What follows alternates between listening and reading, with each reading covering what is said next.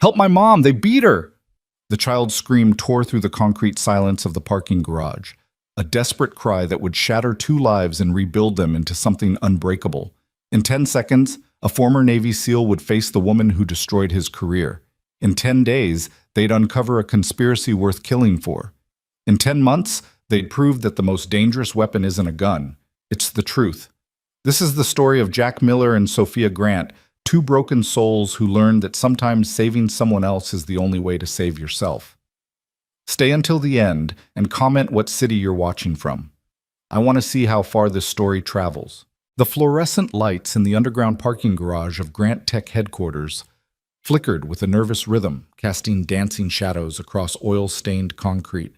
It was 8:47 p.m. on a Thursday in September, and the building above hummed with the quiet ambition of a company that never truly slept. Executive assistants finished reports. Engineers debugged code. Security guards made their rounds. Life continued in its ordinary, predictable patterns. Until it didn't.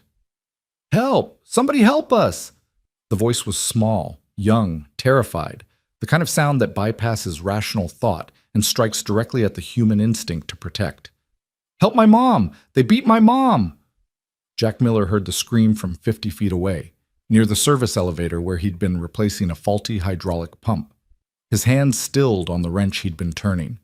For most people, the natural response would be to look around first, assess the situation, maybe call security. For Jack, there was no hesitation. His toolbox hit the concrete floor with a metallic crash that echoed through the garage like a starter pistol. He moved. Years of training overrode conscious thought. His body remembered what his mind sometimes tried to forget. The weight of combat gear, the sand of distant deserts, the adrenaline-sharp focus of life or death decisions made in fractions of seconds. Jack Miller was 42 years old, 6'2", with the lean, coiled strength of someone who maintained discipline long after leaving the service. His hands were calloused from honest work, his hair flecked with premature gray, his face marked with the kind of lines that came from squinting into hostile suns and harder truths. He'd been a Navy SEAL for 12 years before a roadside bomb in Afghanistan ended his military career and began his nightmare. Now he was a mechanic in the building's maintenance department, invisible to the executives who rushed past him to their important meetings, their world-changing deals, their lives that mattered more than his. But tonight, none of that mattered. Jack rounded the corner between two rows of parked cars and took in the scene with tactical precision. Three men, all roughly 6 feet tall, dressed in dark clothing that wasn't quite professional but wasn't street casual either. Hired muscle, he assessed immediately. The kind of men who got paid to intimidate, to hurt, to send messages written in bruises and fear. They surrounded a woman who was on her knees, blood streaming from a cut above her left eye. One man gripped her arm, twisting it at an angle that made Jack's jaw clench. Another stood with his fist raised, preparing for another blow. The third man was turning toward the source of the crying. A little girl, maybe 7 years old, with dark curls and tear-streaked cheeks, who stood frozen 10 feet away, one hand reaching toward her mother, the other pressed against her mouth, as if she could somehow take back the scream that had escaped. Jack's eyes flicked to the woman's face, and something cold dropped through his chest. Sophia Grant. Even beaten and bleeding, even on her knees in a parking garage, she was unmistakable. Sophia Grant, founder and CEO of Grant Tech, one of the fastest-growing technology companies in the nation. Sophia Grant, whose face graced the covers of business magazines with headlines like "The Woman Rebuilding American Innovation" and "From Startup to Empire, the Sophia Grant Story." Sophia Grant, who had fired him 2 years ago. The recognition took a half second, maybe less, then training took over. "Step away from her, now." Jack's voice was quiet, conversational almost, but it carried the weight of absolute authority. He'd learned in the SEALs that the most dangerous men rarely shouted. The three men turned. The one holding Sophia's arm sneered, revealing a gold front tooth. "This doesn't concern you, old man. Keep walking unless you want what she's getting." Jack didn't respond with words. He simply moved forward, his gait unhurried but purposeful, closing the distance between them with the inevitability of a tide. "I said step away." Still quiet. still calm. Goldtooth released Sophia and took a step toward Jack, cracking his knuckles. You got a hearing problem? I'll fix that for... He never finished the sentence. Jack's right hand shot out, seized Goldtooth's wrist, and twisted with surgical precision. The snap of breaking bone echoed through the garage. Before Goldtooth could even process the pain, Jack drove his knee into the man's solar plexus, folding him like a puppet with cut strings. 2 seconds. 1, down. The second man, taller and heavier than the first, rushed forward with a wild haymaker. Jack ducked under it, stepped inside the man's reach, and delivered 3 rapid strikes, one to the liver, one to the floating ribs, one to the side of the knee.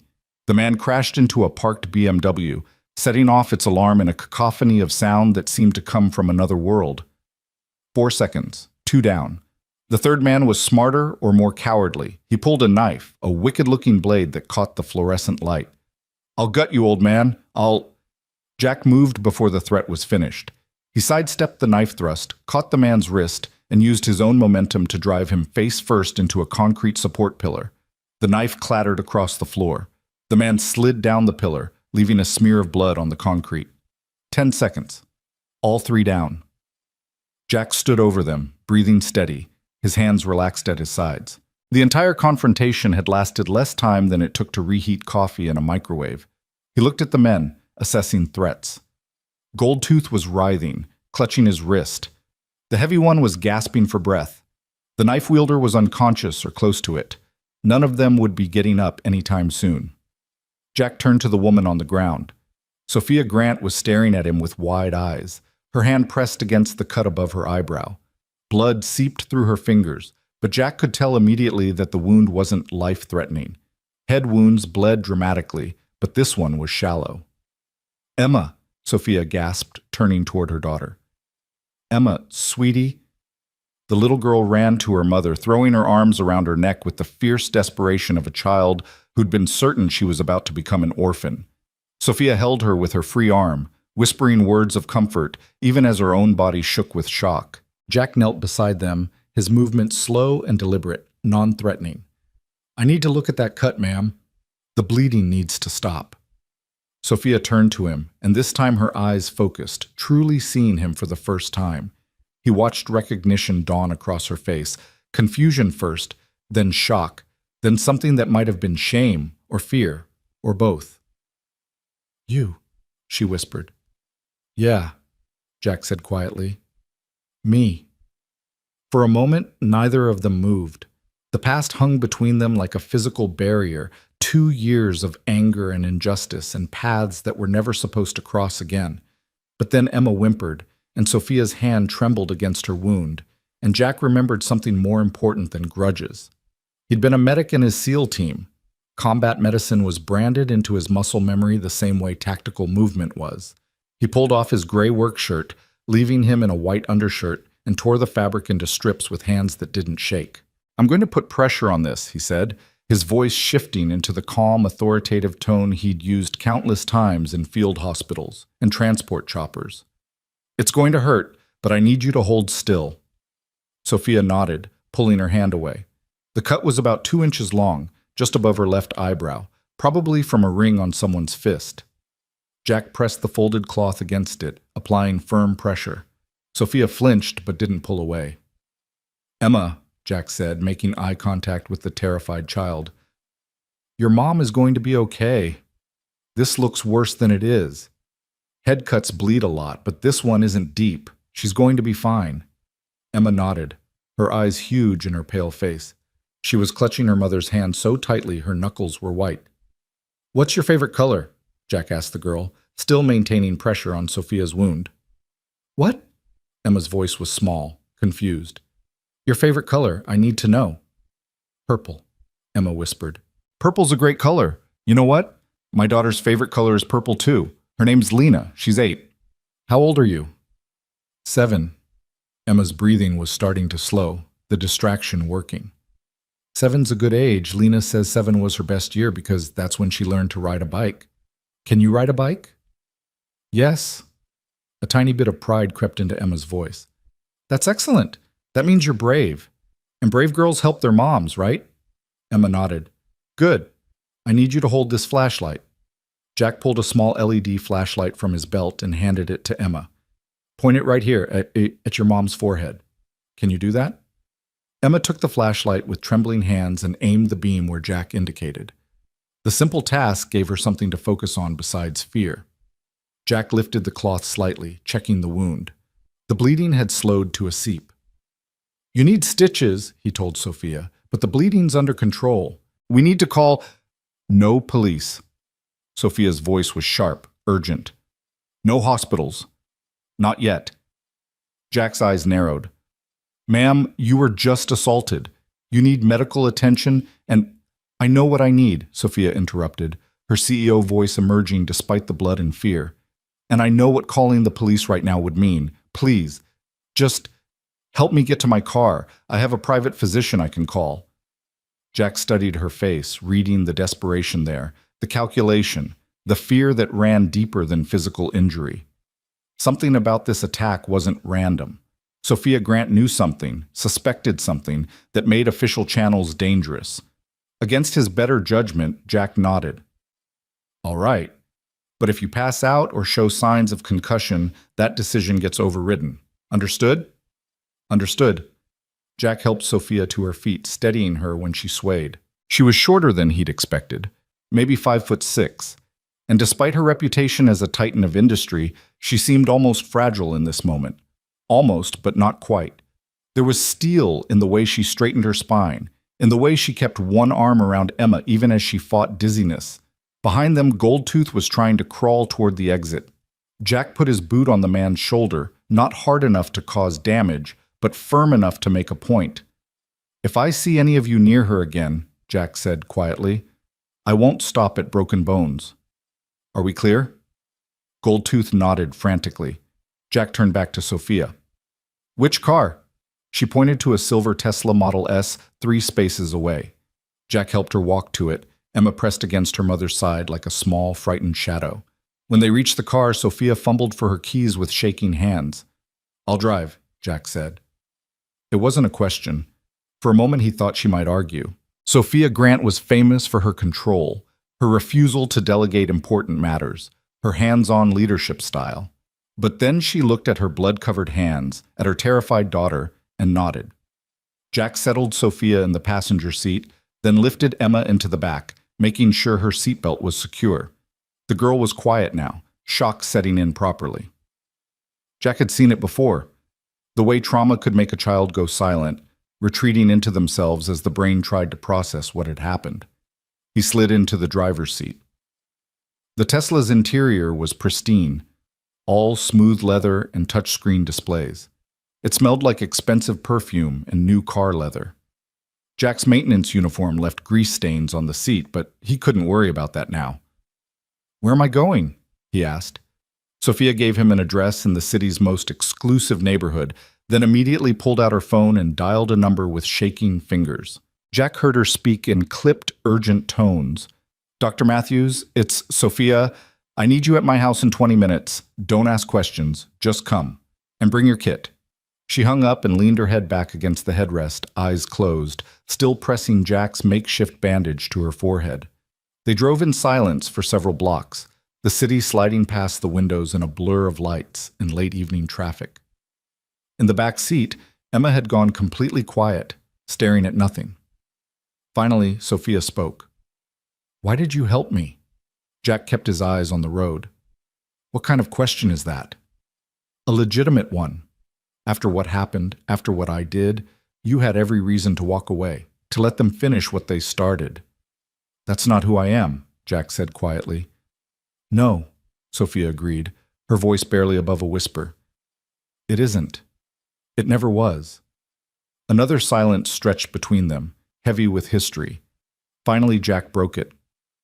Who were they? I don't know their names. But you know who sent them. It wasn't a question. Sophia opened her eyes, turning to look at him.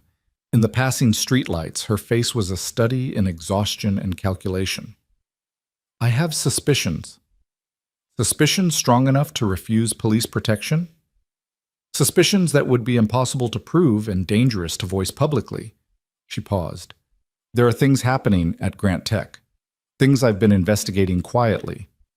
Tonight was a message. Jack's hands tightened on the steering wheel. What kind of things? Sophia glanced back at Emma, checking if her daughter was listening. The girl's eyes were closed now, exhaustion or shock pulling her towards sleep. Sophia turned back to Jack, lowering her voice further.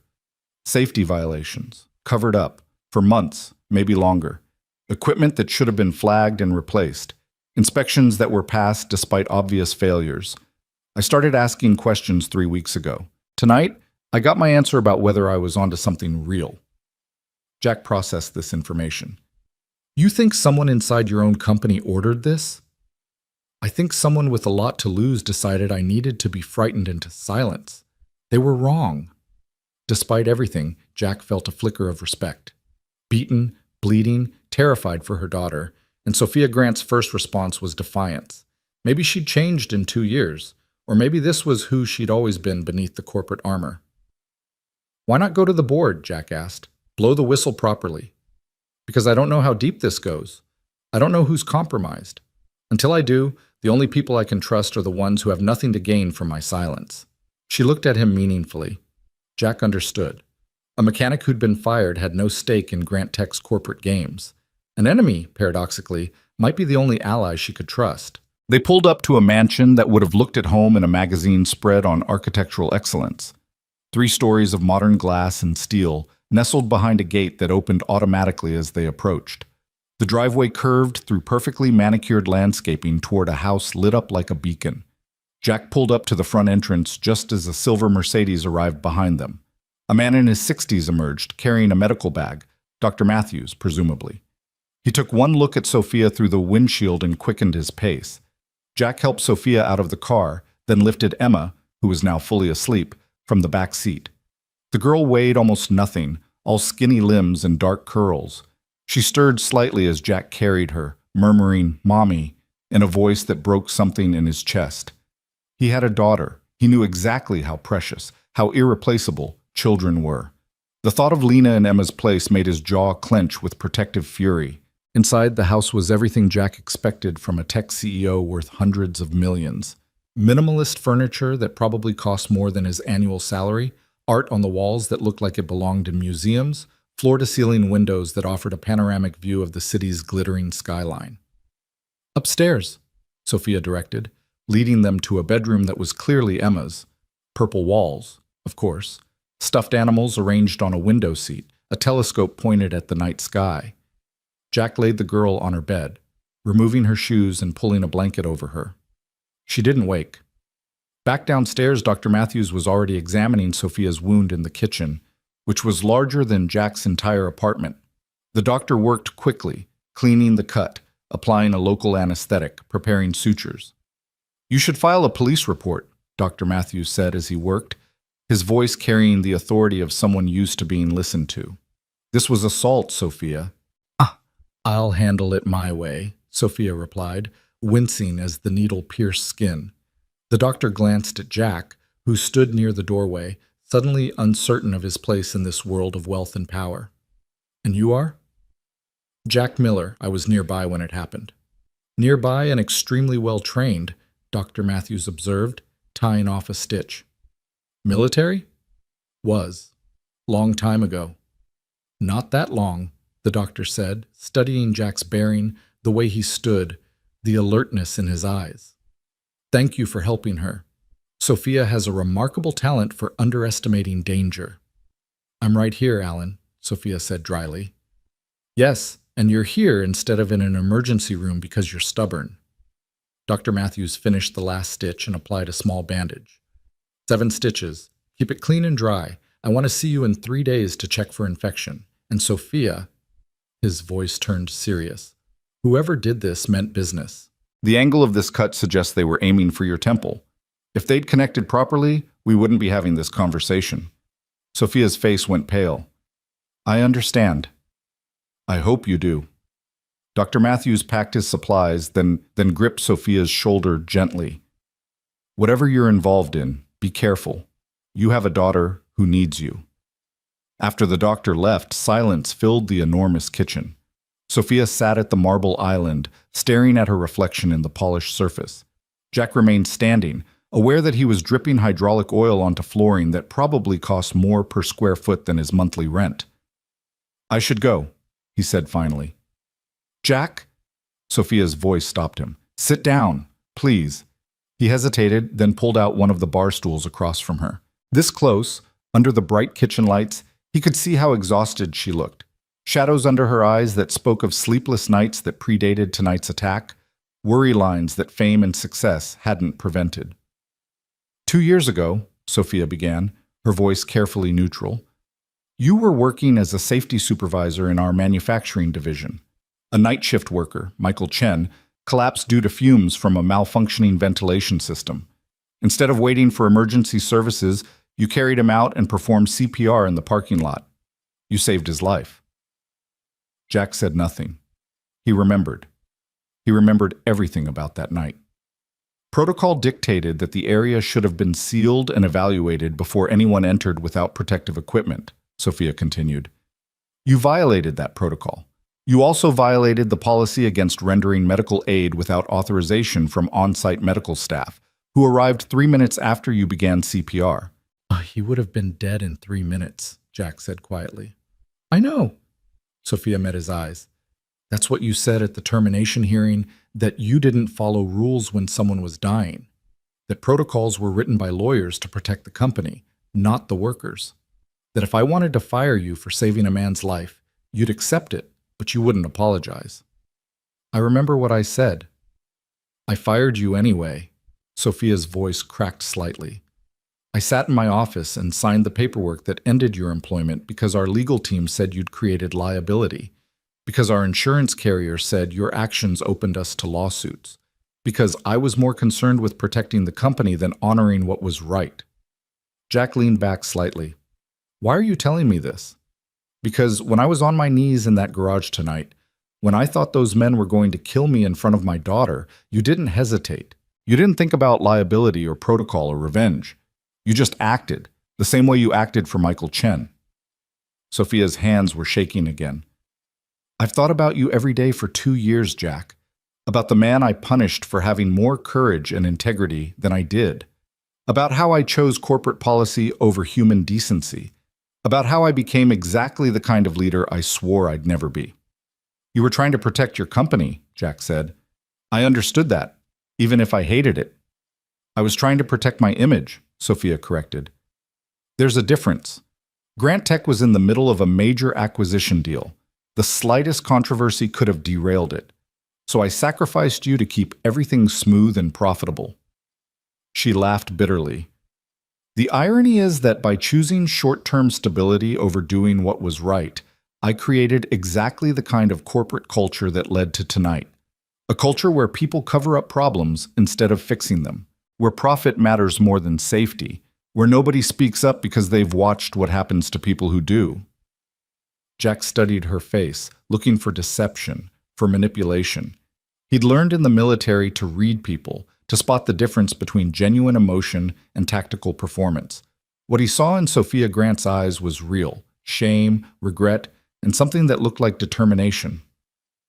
"What exactly is happening at Grant Tech?" he asked. Sophia took a deep breath.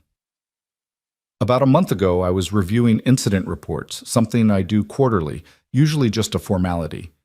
I noticed a pattern: small accidents, nothing catastrophic, but more frequent than they should be. Equipment malfunctions. Workers reporting symptoms of exposure to chemicals that shouldn't have been in our facilities. I started digging deeper, pulling files that hadn't been flagged for executive review." She stood and walked to a drawer, pulling out a tablet. She tapped the screen a few times, then slid it across the island to Jack. "This is what I found." Jack looked at the documents. Inspection reports that had been altered, safety equipment that was months overdue for replacement, maintenance logs that showed repairs were being deferred or skipped entirely. His jaw tightened as he scrolled through page after page of systematic negligence. "This is criminal," he said quietly. "Yes, and it's been happening for at least 18 months, maybe longer. Someone with high-level access has been systematically covering up safety issues, falsifying reports, and bribing inspectors. Every time a real problem was flagged, it got buried." "Who?" Sophia's face hardened. Charles Reynolds, my vice president of operations. He's been with Grant Tech since the beginning. I trusted him completely. He has access to everything, reports, systems, personnel files, and he has the most to lose if these safety violations come to light. He approved the acquisition deal I mentioned. He signed off on the integration plans. If it comes out that he knew about these problems and covered them up, he's facing criminal charges, and the company could be liable for hundreds of millions in damages. So he sent those men to intimidate you into silence. Or worse, I don't think they were just supposed to scare me, Jack. I think they were supposed to make sure I never asked another question. The only reason I'm alive is because Emma screamed. Sophia's voice broke. My 7-year-old daughter saved my life by being brave enough to ask for help. Jack pushed the tablet back across the island. You need to go to the authorities, the SEC, the FBI, whoever handles corporate crimes. Tonight proved how dangerous this is. With what evidence? Everything on that tablet was accessed through my personal credentials. Reynolds will claim I'm fabricating data to cover up my own mismanagement. He'll say I'm unstable, paranoid, looking for scapegoats. It'll be my word against his, and he has the backing of half the board. Then you need protection, private security, bodyguards, which he'll interpret as me preparing to go public. He'll accelerate whatever plans he has. No, what I need is proof that can't be dismissed, documentation that shows his direct involvement, testimony from people who saw him give orders to cover things up, the kind of evidence that makes a criminal case airtight. Jack saw where this was going. You want to investigate, secretly. I want to find the truth before anyone else gets hurt, and I want to make sure that when I do go public, Reynolds can't wiggle out of consequences. Sophia leaned forward. I can access files, but I can't interpret technical data the way someone with your background could. I can ask questions, but I can't spot the patterns that would be obvious to someone who's actually worked in manufacturing and safety. I need help, Jack. I need someone who understands systems and protocols, who can look at these reports and tell me exactly how bad this is. You need an expert witness. I need someone I can trust. Someone who has no reason to protect Grant Tech's reputation or Reynolds' career. Someone who's already proven they'll do the right thing even when it costs them everything. Jack stood up, pacing to the window. Outside, the city spread out in a grid of lights, millions of people going about their lives, unaware of the corruption being discussed in this kitchen. He thought about his daughter, Lena, asleep in their small apartment across town. He thought about the life he'd built after the Navy, after Afghanistan, after Grant Tech, a quiet life, simple and safe. Sophia was offering him a chance to walk back into danger, to involve himself in corporate espionage and criminal conspiracies, to paint a target on his back by helping the woman who'd once fired him. Every logical, tactical part of his brain screamed at him to refuse. But then he remembered the files on that tablet. He remembered Michael Chen, blue-faced and dying because a ventilation system had been allowed to fail. He remembered tonight a 7-year-old girl screaming for her mother's life in a parking garage. He remembered who he'd been once, who he'd sworn to be when he raised his right hand and took an oath to protect people. I have a daughter, Jack said quietly, still looking out the window. She's 8. Her mother died 3 years ago, cancer. Lena is everything to me. Everything I survived Afghanistan for, everything I work for. If I do this, if I help you, I need your word that she stays safe, that whatever happens, she's protected. You have my word, Sophia said immediately. I'll put her in the same security detail I'm arranging for Emma, the best protection money can buy. Jack turned to face her. I don't want your money. I want your promise, as one parent to another, that you'll make sure my daughter is safe, that if this goes wrong, if something happens to me, you'll take care of her. Sophia stood walking around the island to stand before him. She was a foot shorter, battered and bandaged, still wearing clothes stained with her own blood. But there was nothing weak in her eyes as she extended her hand. I promise you, Jack Miller, on everything I have and everything I am, that your daughter will be protected. If you help me expose what's happening at Grant Tech, if you help me stop Reynolds before more people get hurt, I will make sure Lena is safe. You have my word as a mother. Jack looked at her hand for a long moment. 2 years ago, this woman had ended his career. Tonight, she was asking him to risk his life. It was insane, reckless, dangerous. He shook her hand. Then I'm in. Sophia's grip was surprisingly strong. Thank you. Don't thank me yet. When this is over, when Reynolds is in handcuffs and the truth is public, then you can thank me. Until then, we're just two people trying to do the right thing for once. That's more than most people manage, Sophia said quietly. Jack nodded toward the tablet.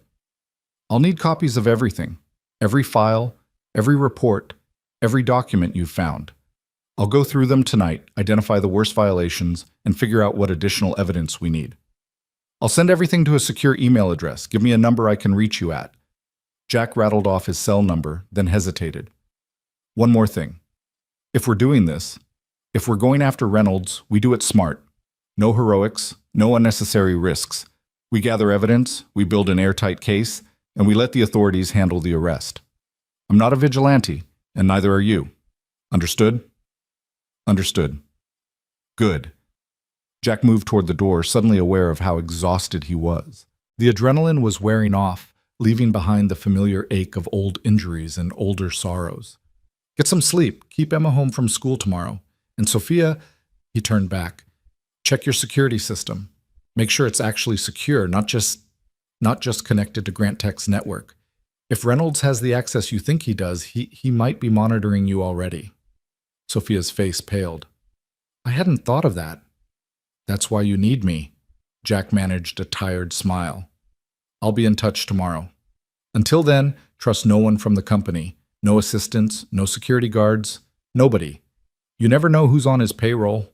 He left her standing in that enormous kitchen, walked back out to the Tesla, and realized he'd driven her car here. His truck was still back at Grant Tech, parked in the maintenance bay where he'd abandoned it to respond to a child's scream. Sophia appeared in the doorway. Keep the car tonight. I'll have someone drive your truck to your address tomorrow. You don't know my address. Jack, I fired you. Of course I know your address. It's in your personnel file. Despite everything, Jack almost laughed. Right. Okay, I'll bring this back tomorrow. Take your time. I have others. Of course she did. Jack drove through the empty streets toward his neighborhood, his mind already working through what he'd seen in those files. Safety violations, covered-up accidents, falsified reports. It added up to something catastrophic waiting to happen, not just financial liability, but real danger to real people. Workers who trusted their employer to keep them safe. Families who depended on those workers coming home alive. People like Michael Chen, whose only crime had been showing up for his shift the night a ventilation system failed. People like Jack himself, whose only crime had been caring more about saving a life than following protocol. His phone buzzed. A text from an unknown number. Everything's attached. Thank you for not walking away. Jack pulled into his apartment complex. A modest building in a working-class neighborhood where mechanics and teachers and nurses lived, where kids played in the courtyard and nobody asked questions about the past. Home. He climbed the stairs to his second-floor unit and unlocked the door as quietly as possible.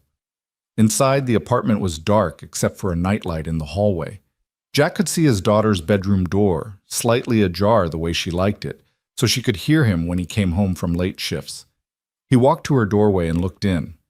Lena was asleep, her dark hair spread across the pillow, one arm wrapped around a stuffed penguin she'd had since she was 3.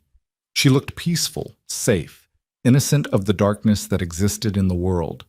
Jack had lost his wife to cancer. He'd lost his career to corporate bureaucracy. He'd nearly lost his life in Afghanistan. But he'd never lost his daughter, and he never would. If helping Sophia Grant meant Lena stayed safe, if exposing Charles Reynolds meant other daughters wouldn't lose their parents to preventable accidents, then the choice was already made. He closed Lena's door gently and walked to his laptop. The files from Sophia were already there, dozens of documents that told a story of systematic corruption and deliberate endangerment. Jack opened the first file and began to read. Outside, the city slept. Inside, a former Navy SEAL and a tech CEO had just declared war on a man who'd already proven he was willing to kill. The question wasn't whether things would get worse. The question was how many people would survive when they did.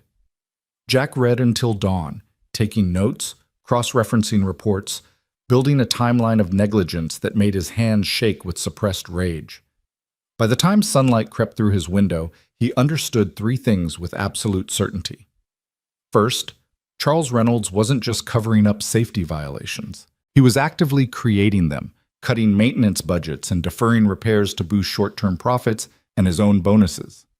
Second, at least 4 workers had died in the past 18 months due to equipment failures that Reynolds had known about and ignored. 4 families destroyed, 4 preventable deaths. Third, there was another incident coming. The pattern in the data was clear. Failures were accelerating, clustering around specific equipment that was overdue for replacement by more than a year. Something was going to break catastrophically, and soon.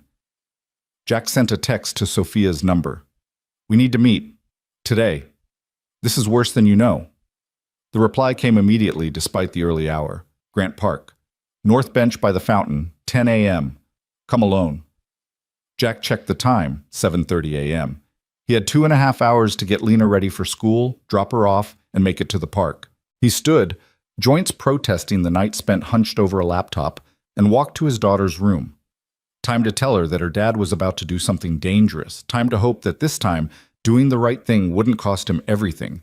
Time to remember that some fights were worth having, even when you knew they'd leave scars. Jack opened Lena's door and smiled as she stirred, mumbling something about pancakes in her sleep. Whatever came next, whatever dangers waited in the shadows of corporate corruption and desperate men, this moment was real, pure, worth fighting for. He'd been a SEAL. He'd been a safety supervisor. He'd been a mechanic. Now he was going to be something else. The man who made sure Charles Reynolds answered for what he'd done.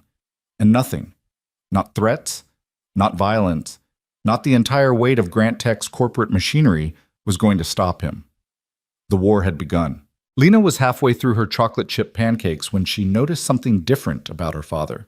Jack stood at the kitchen counter, pouring coffee with the same practiced movements he made every morning, but his shoulders carried a tension that hadn't been there yesterday. His eyes kept drifting to the window, scanning the parking lot below with the alertness she recognized from the stories he sometimes told about his time in the Navy. "Dad?" Lena set down her fork, maple syrup dripping from the bite she'd been about to take. "Are you okay?" Jack turned, and the smile he gave her was genuine but weighted with something she couldn't quite name. He walked over and sat down across from her, his coffee mug warming his hands. "I'm fine, sweetheart. Just thinking about work." "You always think about work." Lena studied his face with the peculiar insight that children sometimes possess, the ability to sense when adults are editing the truth. "But this is different. You look like you did when Mrs. Patterson's cat got stuck in the tree and you had to climb up to get it. Worried, but also kind of excited." Jack laughed despite himself. "You're too smart for 8 years old, you know that?" "That's what Mr. Henderson says in math class." Lena took another bite of pancake, still watching him. "Are you in trouble?" "No, baby, I'm not in trouble." Jack reached across the table and took her hand, noting how small it seemed in his calloused palm. "But I need to talk to you about something important." Lena's eyes widened slightly. In her experience, conversations that started this way led to either very good news or very bad news, with no middle ground. "Okay. You remember last night when I came home late? I helped someone who was in danger, a woman and her little girl. They were being hurt by some bad men, and I stopped it." "Like a superhero?" Lena's face brightened. "Not quite. More like being in the right place at the right time and knowing what to do." Jack squeezed her hand gently. "The thing is, the woman I helped needs more assistance. She's trying to fix something wrong at her company, and she asked me to help her. It's the right thing to do, but it might be a little dangerous." Lena's brightness dimmed. "How dangerous?" "I don't know yet. Probably not very, but I wanted you to know because for the next few weeks, there might be some changes. I might work different hours. There might be some extra security around our building just to be safe. And I need you to promise me something." "What?" "If anyone you don't know tries to talk to you, at school, at the park, anywhere, you don't talk to them. You find a teacher or another trusted adult immediately. And if anyone asks you questions about me or where I am or what I'm doing, you tell them you don't know and then you call me right away. Can you do that?" Lena's face had gone serious, the childish excitement replaced by something older, wiser. She'd lost her mother at 5 years old. She understood, better than most children her age, that the world could be unpredictably cruel. "Is this like Afghanistan? Like when you were a SEAL and you had to do dangerous things to protect people? Jack's throat tightened. He'd told Lena sanitized stories about his service, carefully edited to remove the blood and terror and loss. But she'd filled in some of the blanks herself, the way children do, constructing an understanding from overheard conversations and unguarded moments. A little bit like that, he admitted. But I'm not in the military anymore. I'm just helping someone do the right thing. And I promise you, I'm going to be careful. I'm going to come home every single day. You believe me? Lena nodded slowly. I believe you, but Dad, you have to promise me something too. What's that? You have to promise that if it gets too dangerous, if the bad people try to hurt you, you'll stop. You'll walk away. Because Mom's already gone and you're all I have left and I can't. Her voice cracked, tears suddenly spilling down her cheeks. I can't lose you too. Jack was around the table in an instant, pulling his daughter into his arms, feeling her small body shake with sobs against his chest. This was the fear she carried, he realized. The terror that lived beneath her smiles and her homework and her normal 8-year-old concerns. The knowledge that people you loved could disappear, that safety was an illusion, that tomorrow was never guaranteed. Listen to me.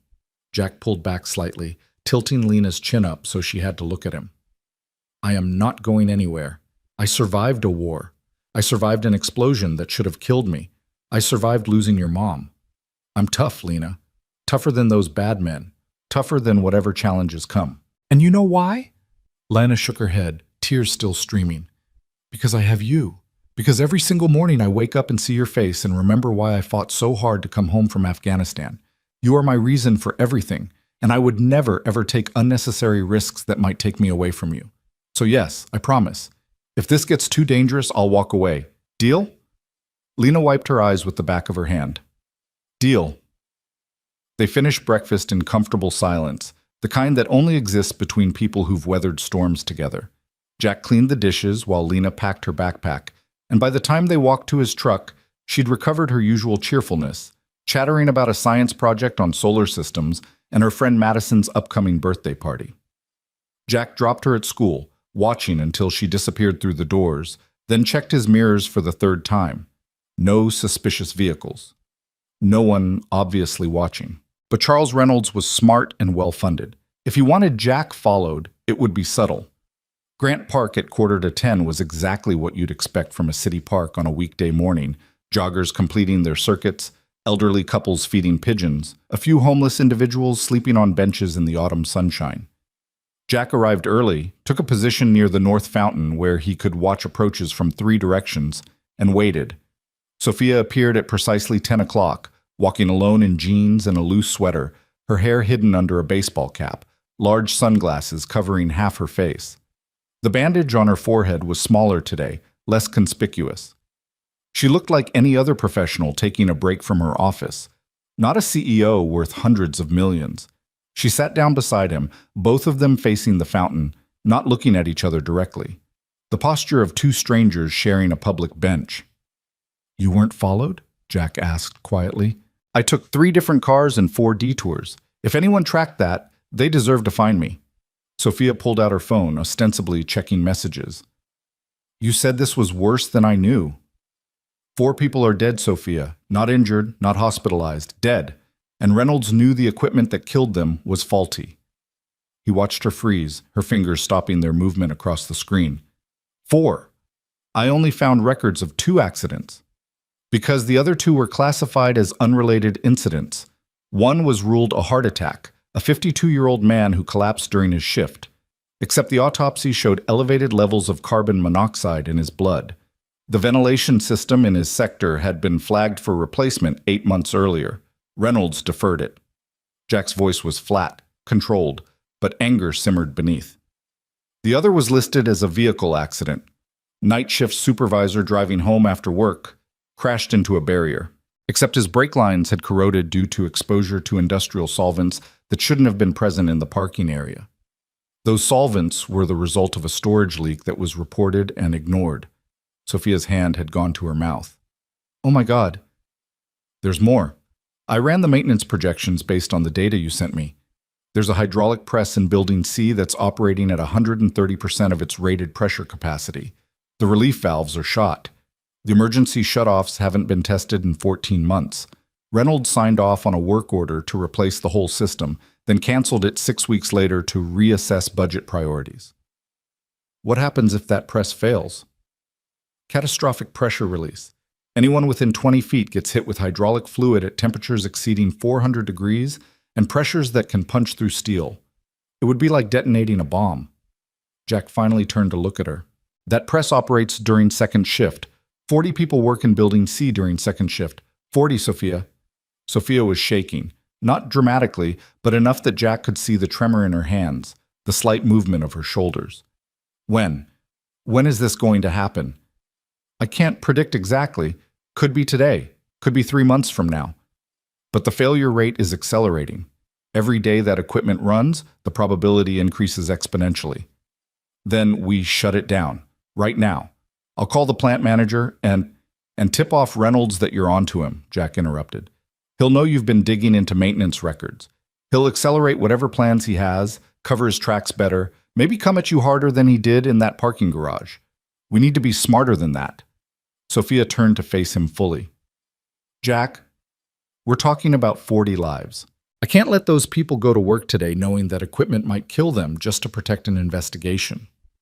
I'm not suggesting we do nothing. I'm suggesting we do it carefully.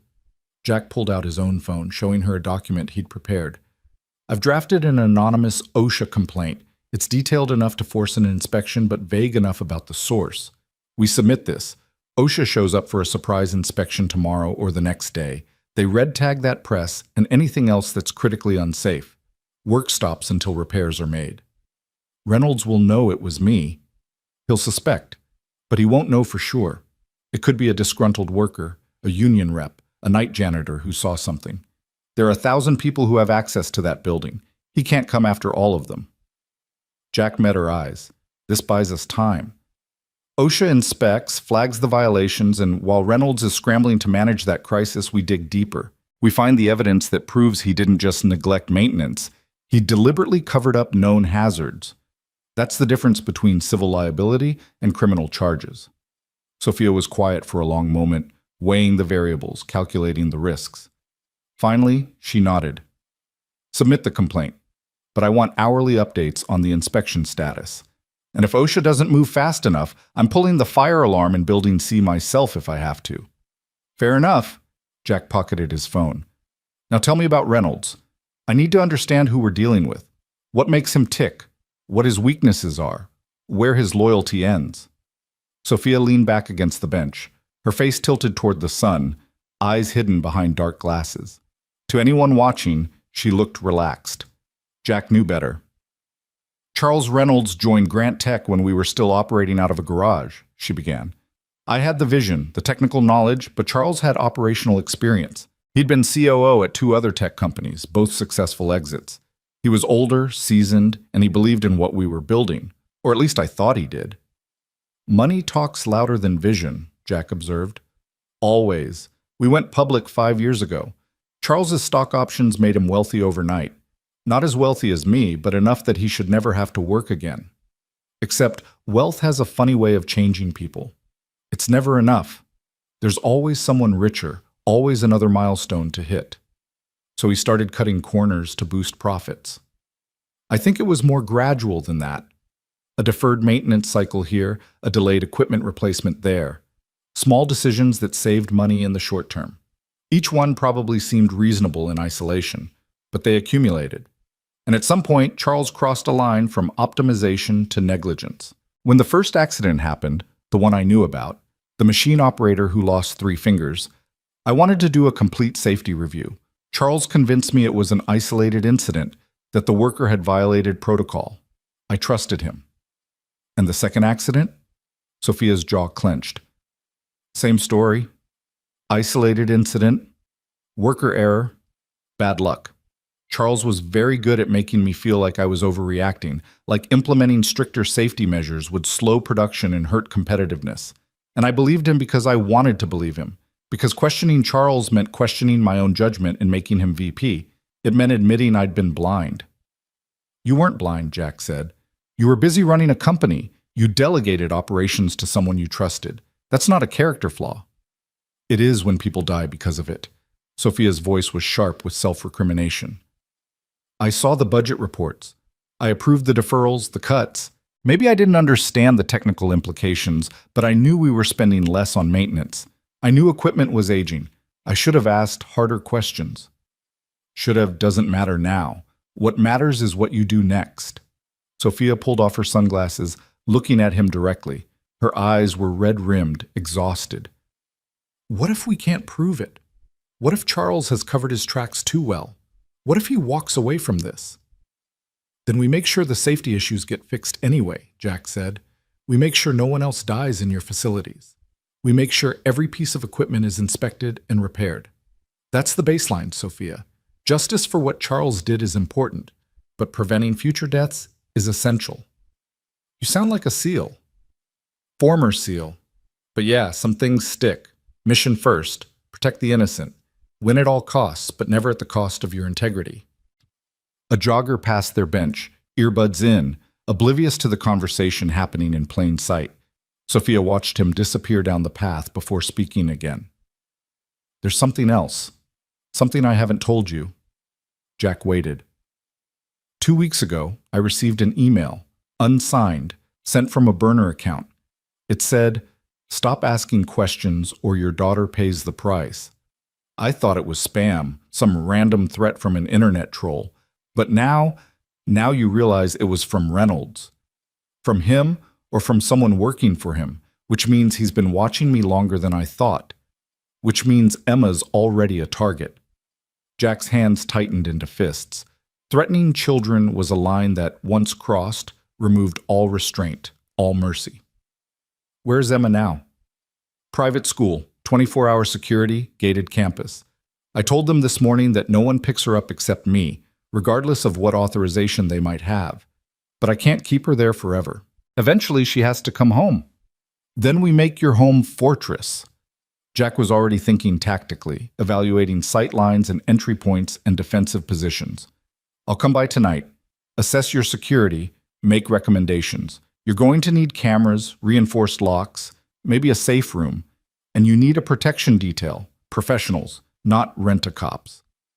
I already called a security company this morning. They're sending someone this afternoon. Good. I'll vet them. And Sophia? Jack's voice dropped. If Reynolds or anyone working for him comes near Emma, I will end it, permanently. You need to know that about me. I don't make threats and I don't bluff. Children are off limits, always. The men who violate that rule don't get arrested. They get buried. Sophia should have been shocked, should have protested the casual promise of violence. Instead, she simply nodded.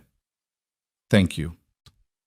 They sat in silence for a moment, two parents united by the primal need to protect their children from monsters who wore business suits and sat in boardrooms. Finally, Jack stood. I need to get back to work. If I'm not there for my shift, someone might notice. As far as anyone at Grant Tech knows, I'm just a mechanic who happened to be in the right place last night. What do I do? Go to your office, act normal. Don't change your routine dramatically. But Sophia, trust no one. Not your assistant, not your head of security, not your oldest friend on the board. Reynolds has had months to position his pieces. We don't know who's compromised. That's a lonely way to live. Jack gave her a sad smile.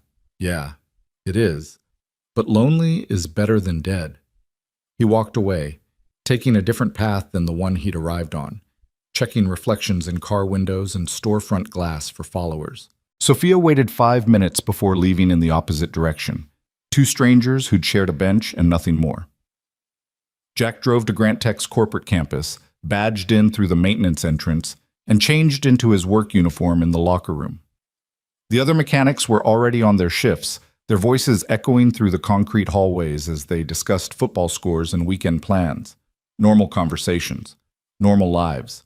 They had no idea that the building they maintained was a crime scene, that the executives who ignored them in the hallways were potentially murderers. Jack grabbed his tool cart and headed to Building C. The manufacturing floor was exactly as he remembered from the files. A vast space filled with heavy machinery, the air thick with the smell of metal and lubricant and ozone.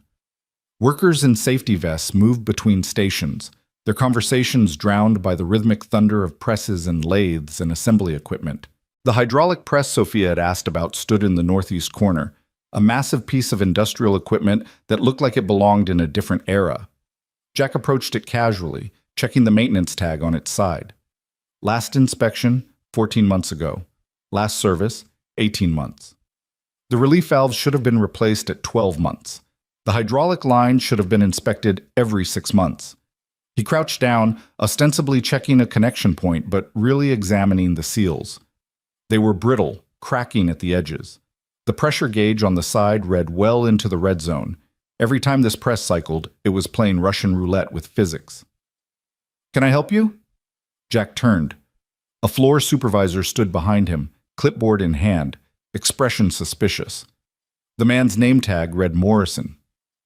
"Just routine inspection," Jack said, standing and wiping his hands on his coveralls. "Maintenance request came through." Morrison frowned. "I didn't authorize any maintenance requests." "Must have come from upstairs then." Jack kept his expression neutral, bored even. Just another mechanic following orders.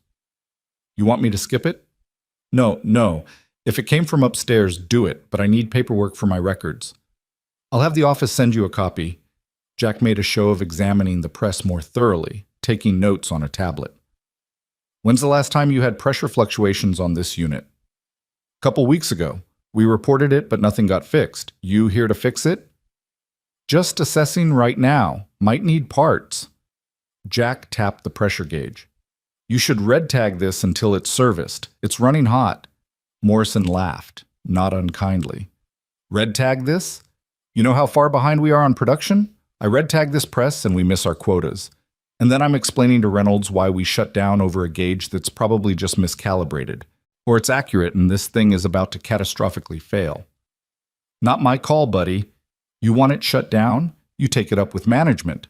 Morrison walked away, already dismissing the conversation from his mind. Jack stared at the press, doing calculations in his head. Pressure, temperature, metal fatigue, statistical failure rates. The numbers weren't good. This equipment was a ticking bomb, and everyone was too worried about production quotas to hear it ticking. He pulled out his phone and texted Sophia. "Building C press is worse than the paperwork showed. Needs immediate shutdown. Hours, not days."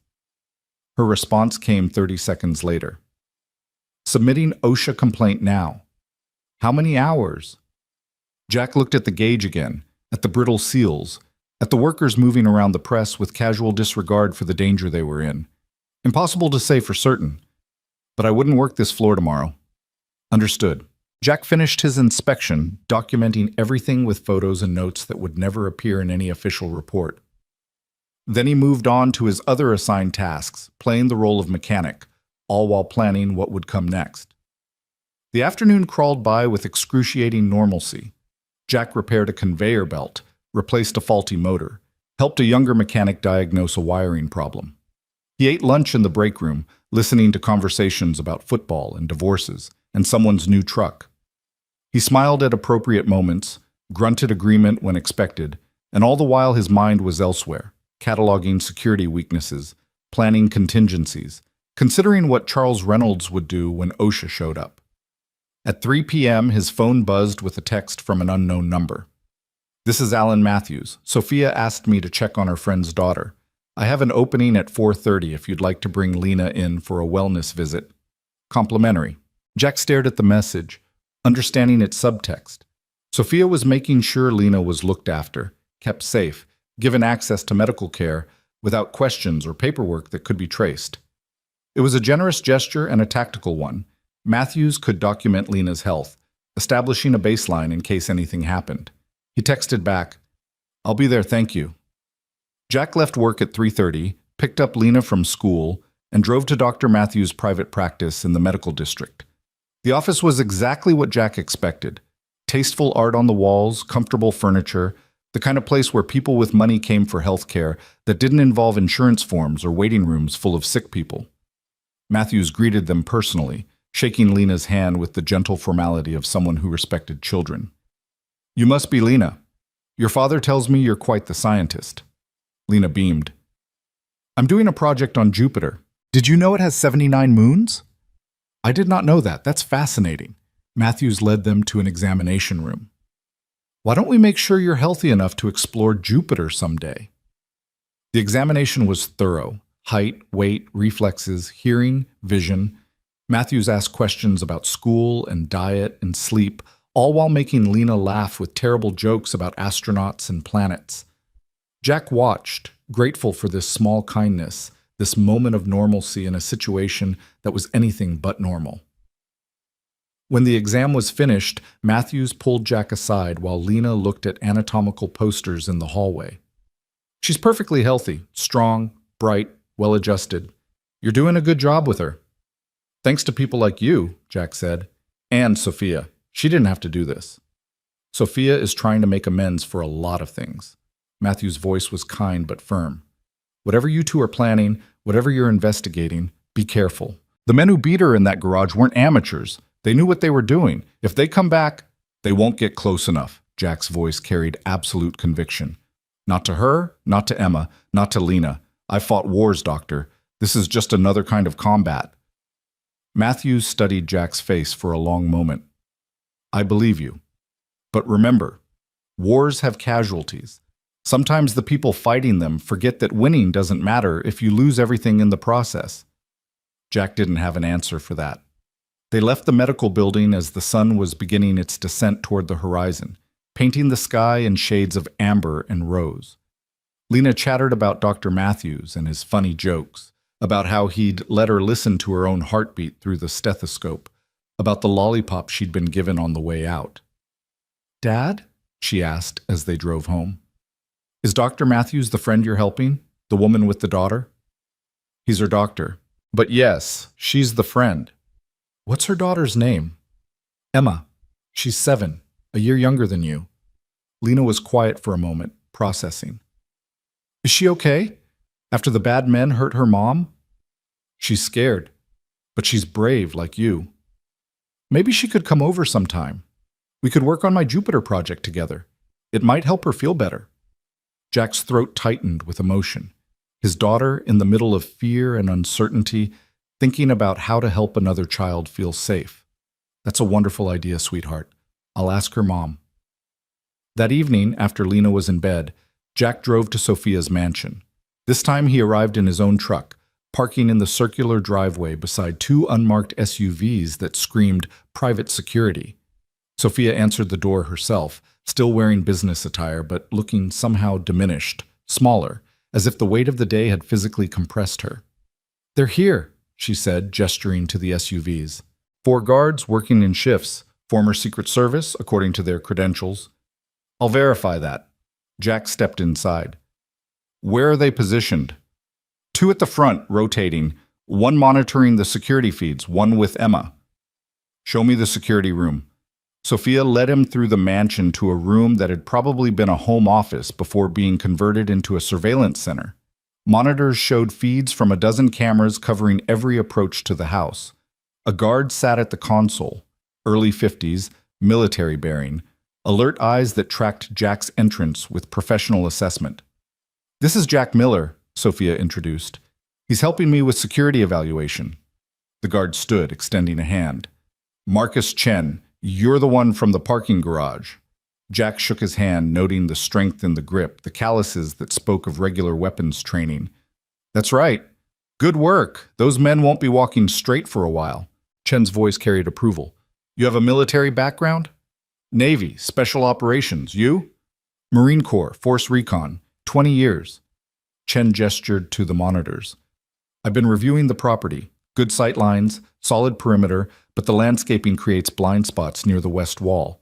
I'd recommend cutting back the trees there, adding motion sensors. Jack studied the feeds, his tactical mind cataloging vulnerabilities. Chen was right about the blind spots, but there were other issues too. The cameras covered approaches, but not fallback positions. Escape routes weren't clearly marked, and there was no redundancy in the power systems.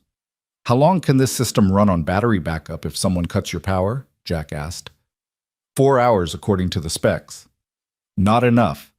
You need at least 12, preferably 24, and you need a generator on site tested weekly. The control room should have steel-reinforced doors and a secondary exit. Right now, if someone breaches that door, you're trapped. Chen pulled out a notepad, scribbling notes. You're thinking like someone expecting a siege. I'm thinking like someone who's seen how fast things can go wrong.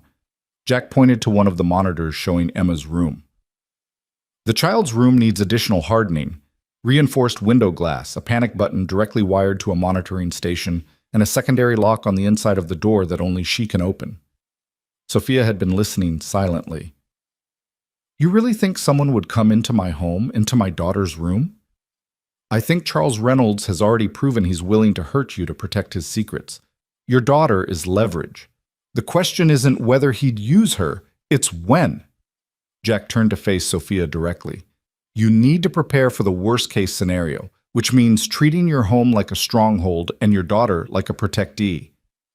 She's 7 years old, Jack. I can't turn her life into a military installation. You can make her feel safe while being safe. Chen, your team, are they armed? Concealed carry? Yes. Licensed in this state. Good. Rules of engagement? Threat assessment, graduated response, lethal force authorized if imminent danger to the protectee or dependents. Jack nodded approval. Establish a safe word with Emma. Something she'd never say by accident. If she uses that word, your team converges on her location immediately, no questions asked. And Sophia, you need to practice lockdown procedures with her. Make it a game if you have to, but she needs to know what to do if something happens. Sophia sank into a chair, her face in her hands. This is insane. A week ago, I was worried about quarterly earnings.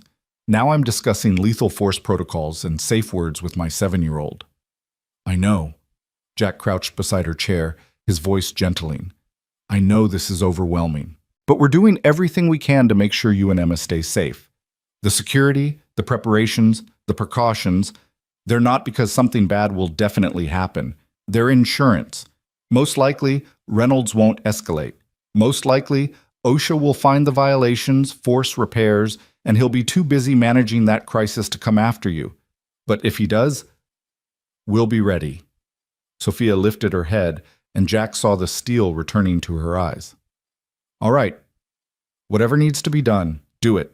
Money isn't an issue. Emma's safety is the only thing that matters. Jack spent the next 2 hours walking the property with Chen, identifying weaknesses, recommending improvements, discussing protocols. By the time he finished, he had a list of modifications that would transform Sophia's home from a house into a defensible position. Not perfect, nothing ever was, but better. Survivable. As he was leaving, Emma appeared at the top of the stairs, a stuffed rabbit clutched in her arms. Mr. Jack? Jack looked up. Hey, Emma, you should be in bed. I know. I just wanted to say thank you for helping my mom, for making the bad men go away. Jack climbed a few steps so he wasn't shouting up at her. You're welcome, sweetheart. Your mom is very brave, and so are you. You did exactly the right thing by calling for help. Are you going to keep us safe? The question was asked with the directness of childhood, unencumbered by adult politeness or deflection. Jack could have given her a comforting lie, could have made promises he wasn't certain he could keep. Instead, he told her the truth. I'm going to do everything I possibly can to keep you safe. I have a daughter too, just a little older than you. Her name's Lena. I protect her the way I'm going to protect you. Emma seemed to consider this. Lena is lucky to have you. I'm lucky to have her. Now go to bed. Your mom needs you to be well rested. Emma nodded and padded back toward her room, the rabbit dragging on the floor behind her. Sophia appeared in the doorway of her study, having witnessed the exchange. She likes you. She's a good kid. Brave, like her mom. Jack, if this goes wrong, if Reynolds comes after me again and I don't... Sophia's voice cracked. Promise me you'll make sure Emma's okay, that she goes to good people, that she's taken care of. Nothing's going to happen to you. Promise me anyway. Jack looked at this woman who'd once fired him, who'd punished him for doing the right thing, who was now risking everything to fix the corruption she'd unknowingly enabled. He saw past the CEO, past the public figure, and saw only a mother terrified for her child. I promise. On my daughter's life, I promise you that Emma will be safe. Sophia's eyes filled with tears she refused to let fall. Thank you. Jack left, driving through the quiet streets toward his own apartment, his own daughter, his own small piece of safety in a world that seemed increasingly unstable. Tomorrow, OSHA would arrive at Grant Tech. Tomorrow, the investigation would become official. Tomorrow, Charles Reynolds would realize that someone was coming for him. The war wasn't coming. It was already here, and Jack had just sworn an oath he'd die before breaking. The OSHA inspectors arrived at Grant Tech at 7:42 a.m., 3 of them in an unmarked sedan, carrying clipboards and portable testing equipment. Jack watched from the maintenance bay as they badged in through the main entrance, their arrival triggering an immediate ripple of panic through the administrative floors. Within minutes, executives were scrambling, phone calls were being made, and Charles Reynolds himself appeared in the lobby, his face a careful mask of professional cooperation that didn't quite hide the fury in his eyes. Jack kept his head down, focusing on the air compressor he was supposedly repairing, but his attention was entirely on the scene unfolding across the campus. He'd positioned himself with a clear view of Building C, watching as the inspectors made their way toward the manufacturing floor, Reynolds trailing behind them like a predator stalking prey. His phone buzzed. A text from Sophia. "They're here. Reynolds is with them. He looks ready to kill someone." Jack typed back. "Let him guide them. He'll try to control what they see. That's when he'll make mistakes." He watched through the window as the inspection team entered Building C. 15 minutes passed. 20. Then, at the 30-minute mark, Jack saw what he'd been waiting for. 2 of the inspectors emerged with Reynolds, walking quickly toward the administrative building. Their body language was tense, official. One was already on his phone. Jack's phone rang, Sophia's name on the screen. "They red-tagged it," she said without preamble, her voice tight with relief and tension. "The hydraulic press and 3 other pieces of equipment. Building C is shut down until repairs are completed and re-inspected." How did Reynolds react? He's playing concerned executive, full of shock and promises to investigate how this happened. But Jack, the lead inspector, pulled me aside. He said these aren't recent failures. He said someone had to know this equipment was dangerous and chose not to fix it. Did you act surprised? Academy Award level. Sophia paused. They want to interview the maintenance staff. They want records going back 2 years. Good. Let them have everything. The more they dig, the more they'll find. But Sophia, this is when Reynolds gets dangerous. He knows the walls are closing in. He's going to try to control the narrative, and if he can't do that, he's going to try to eliminate the threat. Meaning me. Meaning both of us, once he figures out I'm involved. You need to stay at the office today, surrounded by people. Don't go anywhere alone. Don't meet anyone privately. And tonight, you and Emma stay home with your security team. What are you going to do? My job. Stay visible, stay normal, stay ready. Jack ended the call and returned to his work, but his mind was racing through scenarios and contingencies. The rest of the morning passed in organized chaos. OSHA inspectors moved through the facility like methodical hunters, finding violations in Building C that led them to inspect other buildings, which revealed more problems. By noon, 4 separate manufacturing areas were partially shut down. A dozen pieces of equipment were red-tagged, and a growing crowd of workers stood in the parking lot, sent home with pay while the inspection continued. Jack was in the break room, eating a sandwich that tasted like cardboard, when Morrison found him. The floor supervisor looked 10 years older than he had yesterday, his face gray with stress. "You called them," Morrison said flatly, sliding into the seat across from Jack. "The inspectors. You saw that press yesterday, and you called OSHA." Jack met his gaze steadily. "I don't know what you're talking about." "Don't bullshit me, Miller. I've been doing this job for 15 years. I know when equipment is dangerous. I've been reporting problems for months and getting told to keep production running. Then you show up, you look at that press for 5 minutes, and the next day OSHA arrives?" Morrison leaned forward. "I'm not angry. I'm grateful. That press would have killed someone. Probably me, since I'm on the floor 12 hours a day. So thank you for having the guts to do what I should have done months ago." Jack considered his response carefully. "If I had made a call like that, it would have been because I saw people in danger and couldn't walk away. Same reason I became a SEAL. Same reason I pulled Michael Chen out of that building 2 years ago instead of waiting for the hazmat team." Morrison's eyes widened slightly. "You're that Miller, the one who got fired for saving Chen's life." That's me. Then Reynolds better watch his back, because if you're half as stubborn as the stories say, he's about to have a very bad time. Morrison stood, extended his hand. Whatever you need, whenever you need it, you call me. I owe you one. Hell, 40 people in Building C owe you their lives. They shook hands, and Morrison left. Jack sat alone, thinking about debts and obligations and the strange mathematics of right and wrong. He'd broken protocol 2 years ago and lost his job. He'd broken protocol again yesterday and might have just saved 40 lives. The outcomes were identical. He'd chosen human life over corporate rules, but the consequences were wildly different.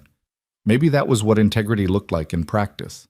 Not grand gestures or perfect choices, but the willingness to do the right thing even when the punishment was guaranteed. His phone buzzed again. This time it was a number he didn't recognize. He answered cautiously. Hello? Mr. Miller? A woman's voice, young, frightened. My name is Jennifer Park. I work in Grant Tech's accounting department. I need to talk to you about Charles Reynolds. Me? Jack's instincts screamed trap, but he kept his voice neutral. How did you get this number? From Sophia Grant. She said you were helping her investigate the safety violations. Mr. Miller, I have information, things I've seen in the financial records that I think are connected to what's happening, but I can't talk here. Can we meet somewhere? Where are you now? My office. 3rd floor, accounting wing. Stay there. I'll come to you in 15 minutes. Don't talk to anyone, don't send any emails, don't make any calls. Understood? Understood. Jack ended the call and immediately texted Sophia. Did you give my number to someone named Jennifer Park? The response came quickly. Yes. She came to me this morning, said she found discrepancies in Reynolds' expense reports and maintenance budgets. I thought you should hear it directly. Next time, warn me first. Sorry. She seemed terrified. I made a judgment call. Jack left the break room and made his way to the administrative building, taking the stairs to the 3rd floor. The accounting wing was a maze of cubicles and small offices, the fluorescent-lit domain of people who spent their days reconciling numbers and tracking expenses. He found Jennifer Park's office near the back, a cramped space barely larger than a closet, the walls covered in spreadsheets and post-it notes.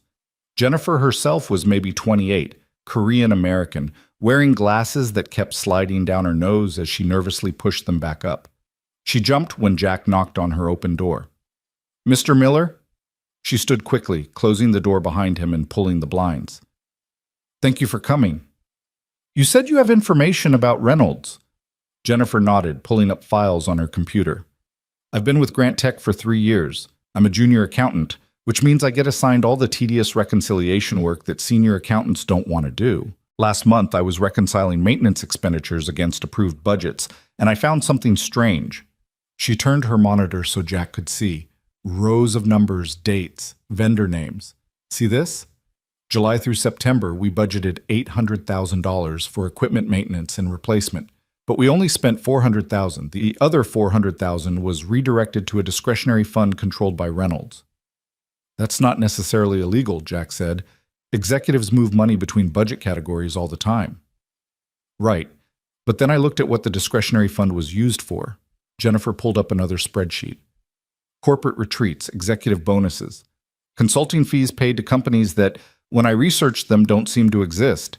Mr. Miller, Reynolds has been systematically diverting maintenance funds to pad his own compensation and create slush funds. Jack leaned closer to the screen, his mind putting pieces together.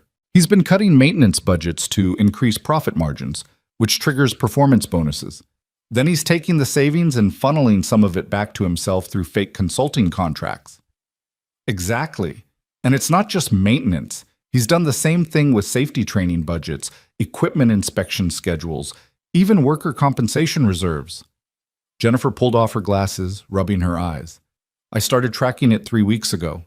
I found almost $2 million that should have been spent on safety and operations but was redirected to Reynolds' slush funds or used to inflate profit numbers.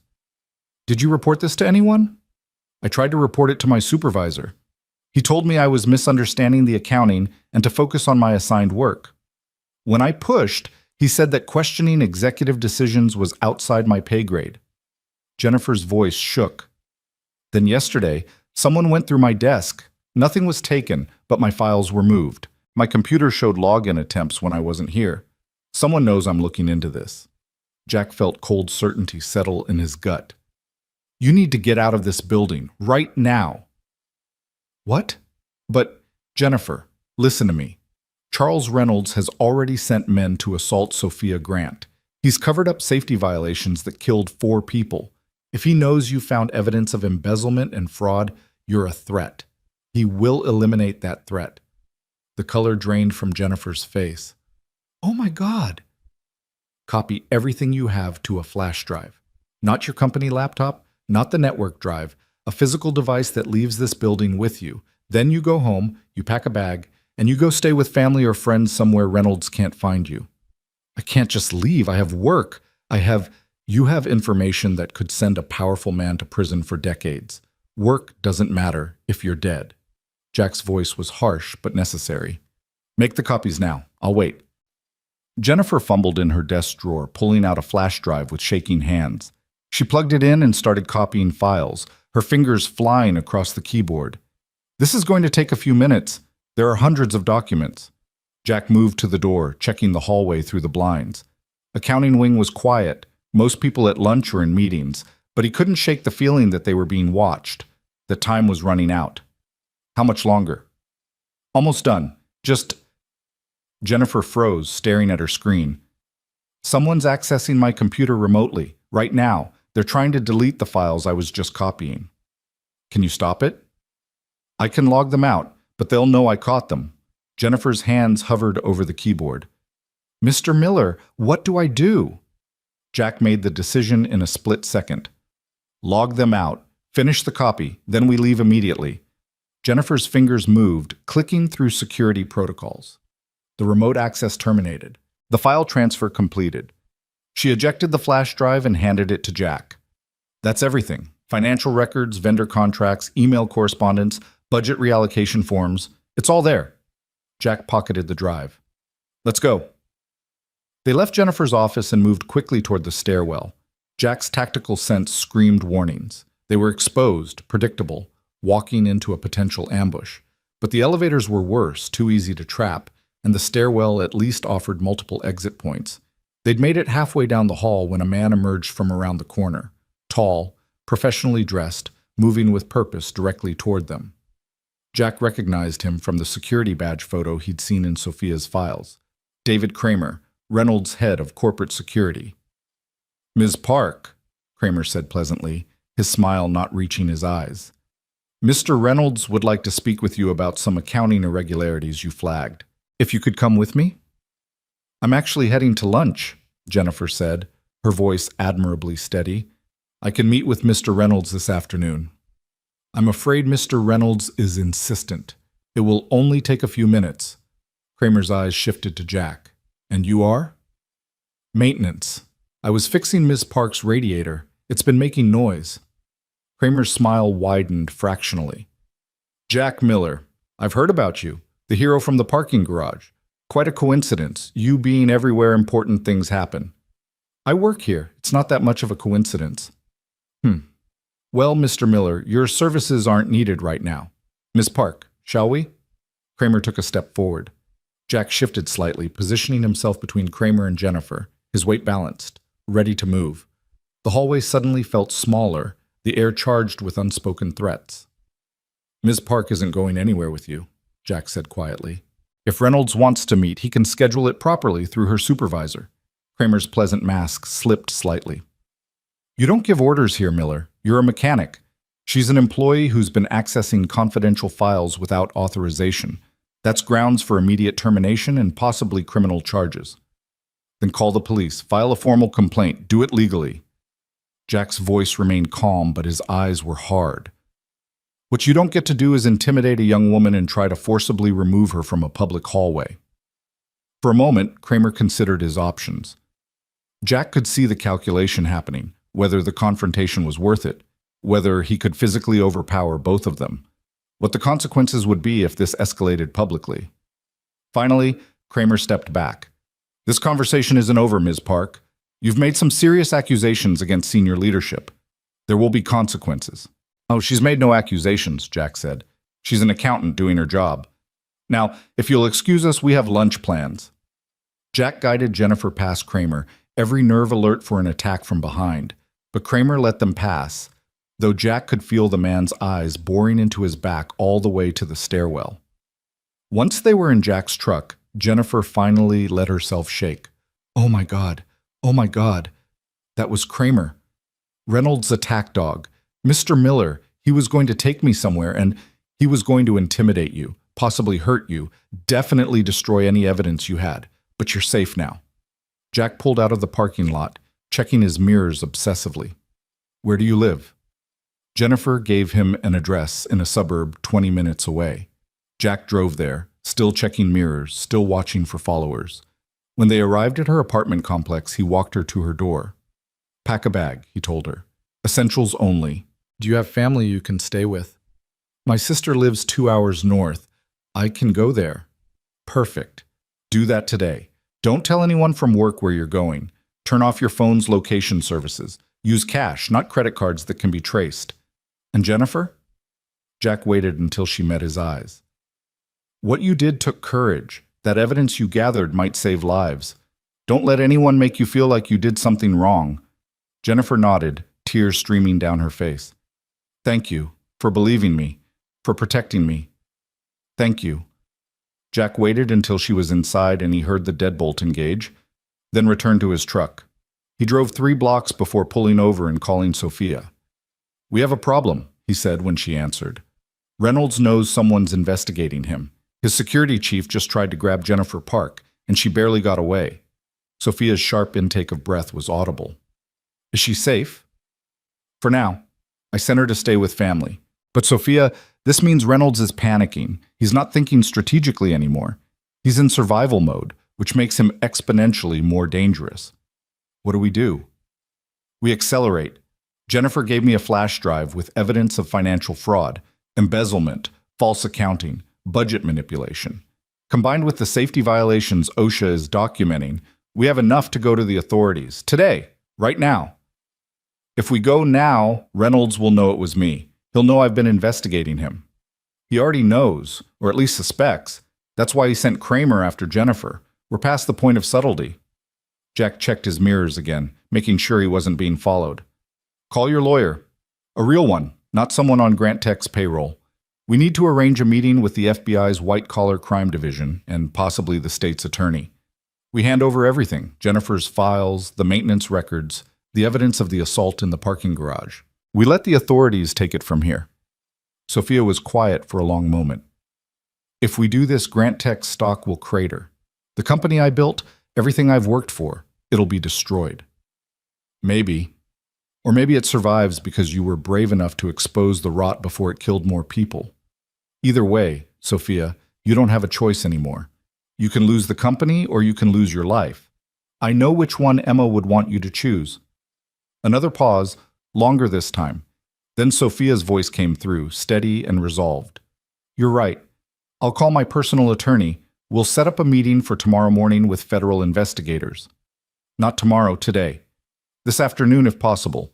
Every hour we wait is another hour Reynolds has to destroy evidence or come after us. All right, I'll make it happen. Jack, where are you right now? Parked in a random neighborhood, making sure I wasn't followed. Jack started the truck again, pulling back into traffic. I'm going to pick up Lena from school early, take her to stay with a friend's family tonight. I don't want her in our apartment until this is over. Good idea. I'll do the same with Emma. Sophia's voice softened.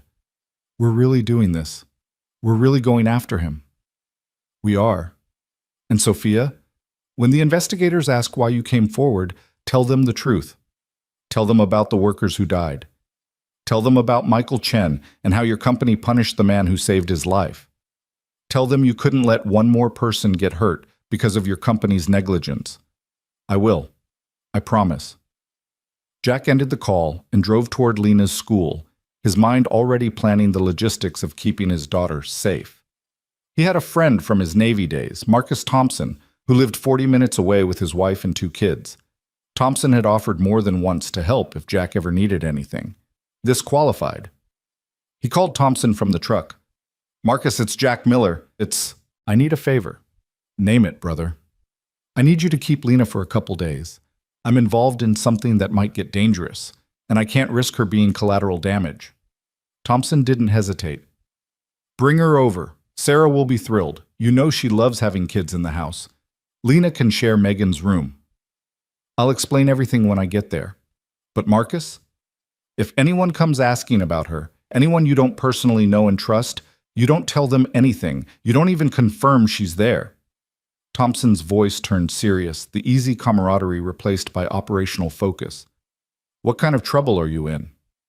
The kind that ends with me testifying against someone powerful who's already proven he'll hurt people to protect his secrets. I don't think he knows about Lena yet, but I'm not taking chances. Understood. We've got your 6, Jack. Bring her over whenever you're ready. So Jack picked Lena up from school, watching the other parents in cars with paranoid intensity. Everything looked normal. Minivans and SUVs, mothers and fathers collecting children, the mundane rhythm of suburban life continuing obliviously. Dad, you're early, Lena said as she climbed into the truck, her backpack hitting the seat with a heavy thump. Is everything okay? Everything's fine, sweetheart, but I need you to do me a favor. Remember Uncle Marcus and Aunt Sarah? From your Navy days? With the 2 girls? That's right. I need you to go stay with them for a couple of days, just while I finish helping my friend with her problem. Lena's face fell. But I have school, and my Jupiter project is due on Friday. You can work on your project there, and I already called your school. They know you'll be absent for a few days. Jack reached over and squeezed her shoulder. I know this isn't what you want, honey, but it's important. The situation I'm helping with has gotten more complicated, and I need to know you're somewhere safe.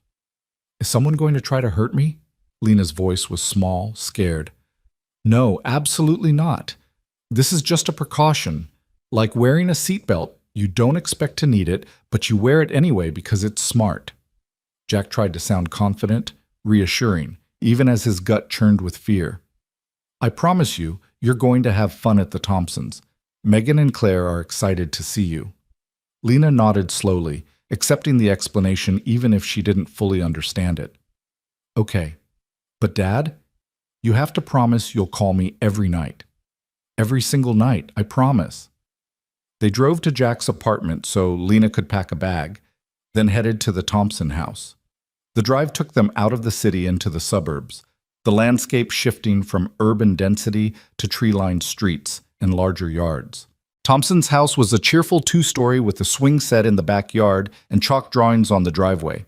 Sarah Thompson greeted them at the door, pulling Lena into a hug before the girl could even set down her bag. Lena, we're so happy you're staying with us. Megan and Claire are upstairs. They've been bouncing off the walls with excitement all afternoon. Lena managed a smile and headed upstairs, leaving Jack alone with Marcus.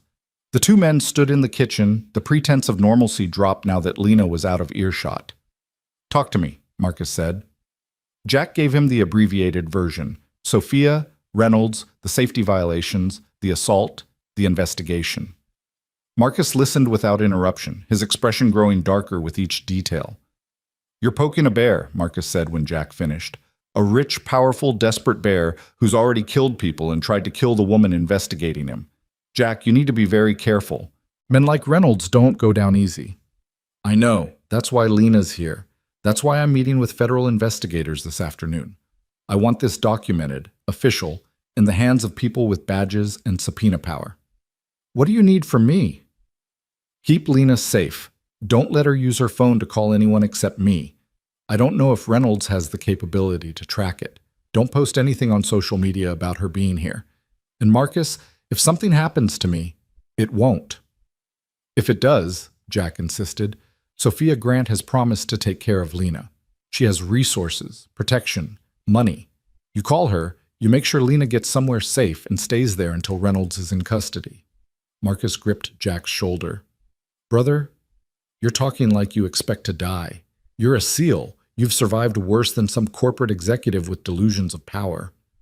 I've survived combat because I prepared for the worst-case scenario every single time. This is no different. Jack pulled out a piece of paper with Sophia's personal number written on it. Keep this somewhere safe, just in case. Marcus pocketed the paper, then pulled Jack into a brief, fierce hug. You finish this mission and you come back for your daughter. That's an order. Yes, sir. Jack said goodbye to Lena, hugging her tighter and longer than usual, breathing in the scent of her shampoo and the lingering sweetness of childhood. When he finally let go, she looked up at him with eyes too old for 8. You're scared, she said. Not a question. An observation. Jack considered lying, considered giving her a false reassurance. Instead, he chose honesty. A little bit. But I'm also prepared, and I'm doing the right thing, which means I have courage on my side. Courage doesn't mean you're not scared. It means you do it anyway. Lena smiled, repeating words he'd told her 100 times. You taught me that. Smart kid. Smart dad.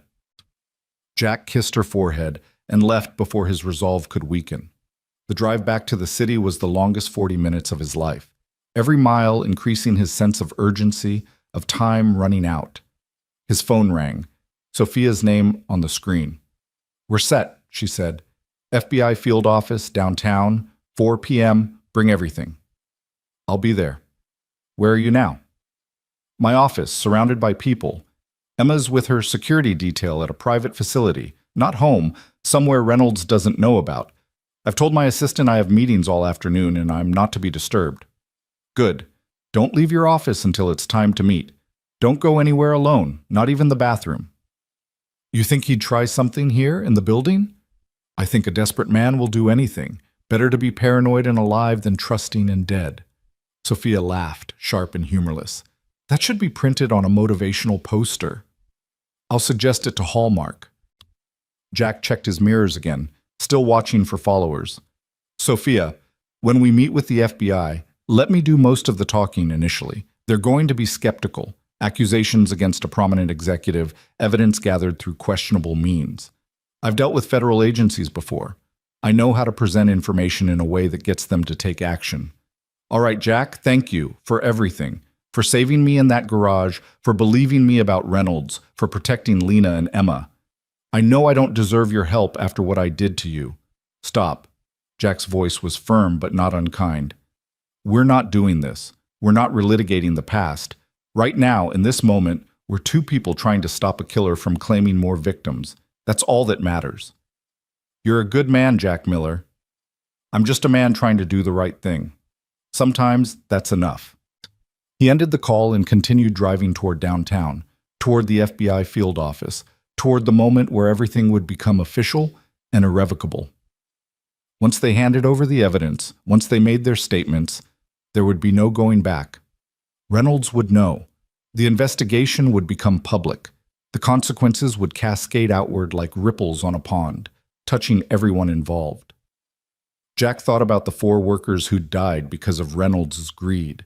He thought about the 40 people in Building C who could have died yesterday if that press had failed. He thought about Michael Chen, blue-faced and dying, and the choice Jack had made 2 years ago to break protocol and save a life. Some choices defined who you were. This was one of them. The FBI field office was an austere concrete building in the federal district, all security checkpoints and metal detectors and stern-faced agents. Jack badged in with his driver's license, submitted to a pat-down, and was escorted to a conference room on the 4th floor. Sophia was already there, sitting across from 2 agents, a woman in her 40s with sharp eyes and sharper questions, and a younger man taking notes on a tablet. They both stood when Jack entered. Jack Miller? The woman asked, extending a hand. I'm Special Agent Patricia Reeves, White Collar Crimes Division. This is Agent Daniel Torres. Ms. Grant has been explaining the situation. We'd like to hear your perspective. Jack shook hands and sat down, pulling out the flash drive Jennifer had given him. Before we get into perspectives, you need to see this. Financial records showing systematic embezzlement and budget manipulation by Charles Reynolds, Vice President of Grant Tech. The evidence was compiled by a junior accountant who discovered irregularities in maintenance expenditures. Reeves took the drive, plugging it into her laptop. Bullshit. Her expression remained neutral as she scrolled through files, but Jack saw the way her eyes narrowed, the subtle tension in her jaw. These were the reactions of someone seeing evidence of serious crimes. Where's this accountant now? Torres asked. Safe. Away from Grant Tech. She was confronted by Reynolds' head of security this morning. He attempted to forcibly remove her from the building for questioning. I intervened and got her out. Reeves looked up sharply. You intervened how? I stopped a man from intimidating a witness and escorted her to safety. Nothing illegal, nothing violent. But the attempt itself demonstrates Reynolds' awareness that he's being investigated and his willingness to use force to stop it. Reeves leaned back, studying Jack with the calculating gaze of someone trained to spot deception. Ms. Grant mentioned you were assaulted in a parking garage 3 nights ago. She claims Charles Reynolds ordered the attack. I wasn't assaulted, Jack said. Ms. Grant was assaulted by 3 men. I intervened. The attack occurred hours after Ms. Grant began asking pointed questions about safety violations that Reynolds had covered up.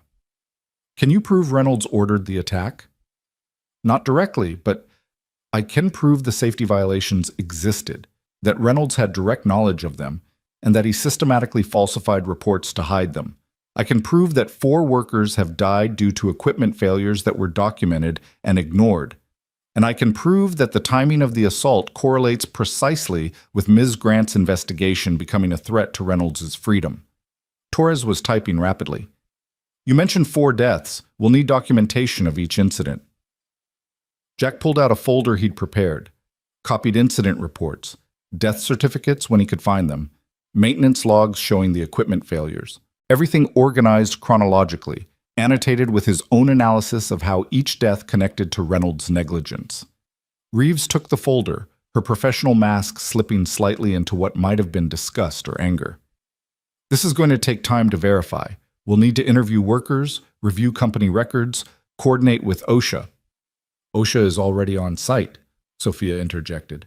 They arrived this morning in response to an anonymous complaint. They've red-tagged multiple pieces of equipment for critical safety failures. Convenient timing, Reeves observed. Necessary timing, Jack corrected. That equipment was going to fail catastrophically, possibly today, possibly tomorrow, but soon. The anonymous complaint prevented more deaths. I'd think federal investigators would appreciate that. Reeves's eyes flickered with something that might have been respect. Mr. Miller, what's your background? Navy SEAL, 12 years active duty. Medically retired after injuries sustained in Afghanistan. I currently work as a maintenance mechanic at Grant Tech. And you just happened to be present when Ms. Grant was attacked? I heard a child screaming for help in a parking garage. I responded. Yes, I happened to be present. No, there was nothing coincidental about my decision to intervene when I witnessed a violent assault. Torres looked up from his tablet. For the record, Mr. Miller, you have a prior termination from Grant Tech 2 years ago for violating safety protocols. Some might suggest this investigation is motivated by revenge rather than justice. Jack felt anger flash through him, hot and sharp, but he kept his voice level. 2 years ago, I was fired for saving a man's life. Michael Chen collapsed due to fumes from faulty ventilation, the same kind of systematic negligence we're documenting now. I carried him out of a contaminated area and performed CPR. I was terminated for violating protocol. If you think that makes me biased against a company that values paperwork over human life, you're absolutely right. If you think that makes my evidence less credible, you're an idiot. Sophia's eyes widened. Reeves's eyebrows rose. Torres stopped typing. Then Reeves smiled, quick and genuine. Fair enough, Mr. Miller. Let's talk about what happens next. They spent the next 2 hours going through every detail. Dates, names, incidents, financial transactions. Reeves asked pointed questions that would have been aggressive if they hadn't been so obviously aimed at building an airtight case. Torres documented everything, occasionally interjecting with requests for clarification or additional evidence. By 6 p.m., they had covered everything. Reeves closed her laptop and looked at both Jack and Sophia with an expression that was equal parts professional and human. Here's where we are, she said. You've given us probable cause to open a formal investigation into Charles Reynolds for embezzlement, fraud, and criminal negligence resulting in death. We'll be coordinating with OSHA, the SEC, and potentially the state's attorney for criminal charges. But I need to be clear about something. This investigation is going to be public. Grant Tech's stock will almost certainly drop. There will be media coverage. Your lives are about to become very complicated. We understand, Sophia said quietly. I also need to warn you that Reynolds will likely figure out you're the source of the investigation. He may try to discredit you, intimidate you, or worse. We can offer some protection, but federal witness protection is resource-intensive and not always feasible for corporate whistleblowers. We have private security, Jack said. Military grade, we'll be fine. Reeves didn't look convinced, but she nodded. All right, we'll move quickly on this. Warrants for Reynolds' financial records, subpoenas for company documents, interviews with key personnel. I'm hoping to have Reynolds in custody within 72 hours. What about tonight? Sophia asked. What about tomorrow? He already knows something's happening. What's to stop him from running? We'll have agents watching him. If he tries to flee, we'll pick him up. Reeves stood, signaling the meeting was over. Go home. Stay safe. Don't do anything heroic. Let us handle this from here. They left the FBI building together, walking out into the early evening. The city was transitioning from work to night, office workers streaming toward subway stations, restaurants filling with dinner crowds. Life continuing in its normal patterns, oblivious to the investigation that had just been launched. I need a drink, Sophia said as they reached the parking garage. Or 12. You need to go home, lock your doors, and stay put, Jack countered. Reeves was right. Reynolds is going to figure this out fast, and when he does, he'll make a move. Let him. I'm tired of being afraid. But Sophia's voice shook slightly, betraying the bravado. Jack walked her to her car. The Tesla was gone, replaced by an anonymous sedan with tinted windows. Her security detail, he assumed. Smart. Sophia, Jack said as she opened the door, we did the right thing in there. Whatever happens next, remember that. We stopped a killer. We saved lives. Nothing Reynolds does can take that away. Sophia looked at him, and for the first time since the parking garage, she smiled. Really smiled, without fear or calculation. You know what's funny? 2 years ago, I thought you were reckless, dangerously impulsive, someone who couldn't be trusted to follow the rules. Turns out that's exactly what I needed. Life's full of irony. It really is. Sophia got in her car, then rolled down the window. Jack? When this is over, when Reynolds is in prison and the company is rebuilt and our lives return to something resembling normal, I owe you a debt I can never repay. You don't owe me anything. You gave me a chance to do what I do best, protect people. That's payment enough. He watched her drive away, then returned to his own truck. The parking garage was nearly empty now, most workers long gone for the day. Jack's footsteps echoed off concrete as he walked to his vehicle, every sense alert for danger. He was halfway to his truck when he saw it. A piece of paper under his windshield wiper, white against the dark glass. Jack approached carefully, scanning the area for threats. The garage appeared empty, but appearances meant nothing. He pulled the paper free. Block letters written in black marker. You made a mistake. They can't protect you. Jack crumpled the note, his jaw clenched so tight his teeth ached. Reynolds knew. Of course he knew. The question was what he'd do about it. Jack got in his truck, locked the doors, and called Marcus Thompson. Is Lena okay? She's fine, playing video games with the girls, eating pizza. Everything's good here. Why? What happened? Reynolds left me a threat. He knows I'm involved. I don't think he knows about Lena yet, but I want you on full alert. Lock all doors and windows. If anyone approaches the house who you don't know personally, you call the police first and me second. Understood? Understood. Jack, do you need backup? I can call some of the guys from our unit. No, this isn't combat. This is law enforcement's problem now. I just need you to keep my daughter safe. She's safe, brother. You have my word. Jack ended the call and sat in his truck, engine running, thinking through scenarios. Reynolds had resources, connections, and desperation. The FBI would move fast, but fast might not be fast enough. 72 hours was the lifetime when you were fighting someone who had nothing left to lose. His phone rang again. Unknown number. Jack answered cautiously. Hello? Mr. Miller. The voice was smooth, cultured, dripping with false courtesy. Charles Reynolds. I believe we should talk. I don't have anything to say to you. Oh, I think you do. You see, I've just had a very interesting conversation with my attorney. It seems federal investigators are requesting documents related to maintenance budgets and safety protocols. They're interviewing my employees, they're building a case, and I can't help but wonder where they got their information. If you've done nothing wrong, you have nothing to worry about. Reynolds laughed, cold and humorless. Don't play games with me.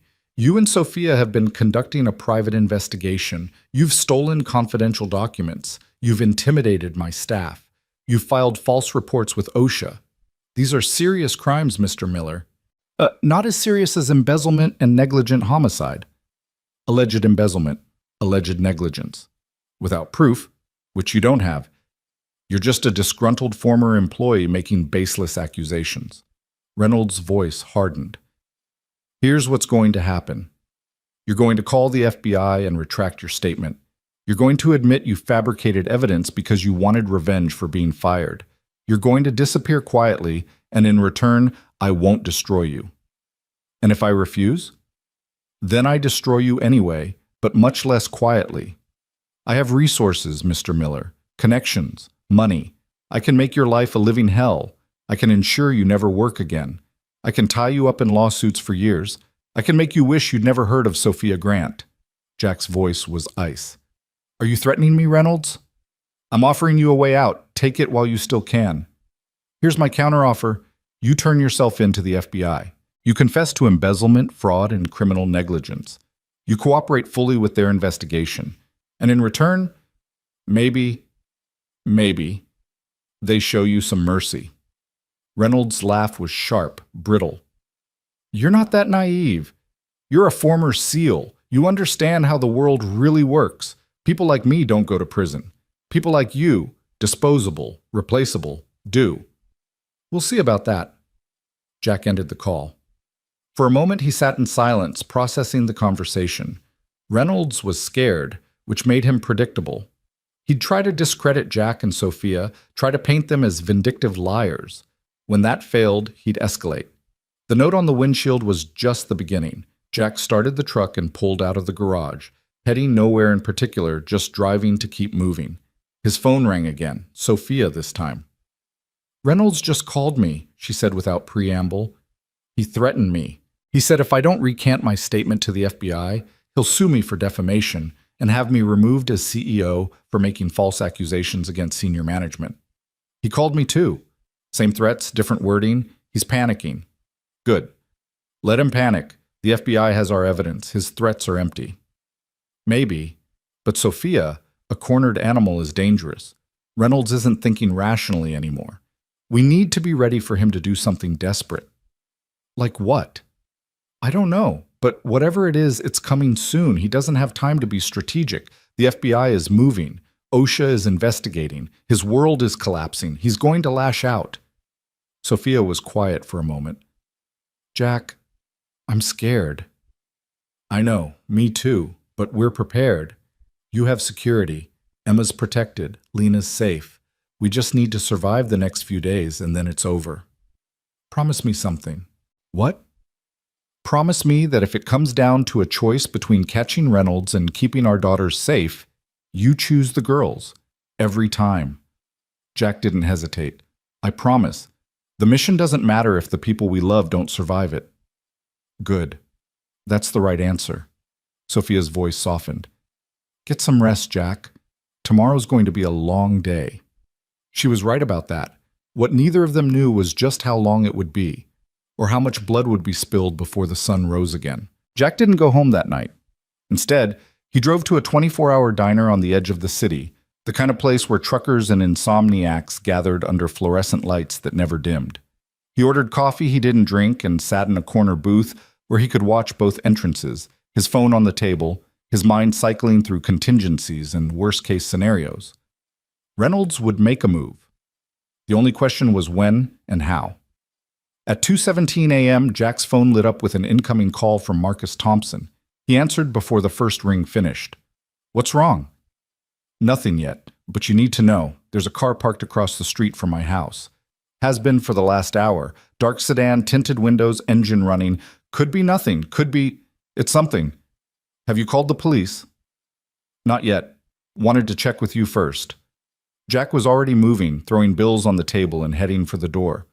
Call them now. Report a suspicious vehicle. Don't mention Lena. Don't mention me, just say there's a car that's been idling outside your house and you're concerned. I'm 40 minutes away. I'll be there as fast as I can. Copy that.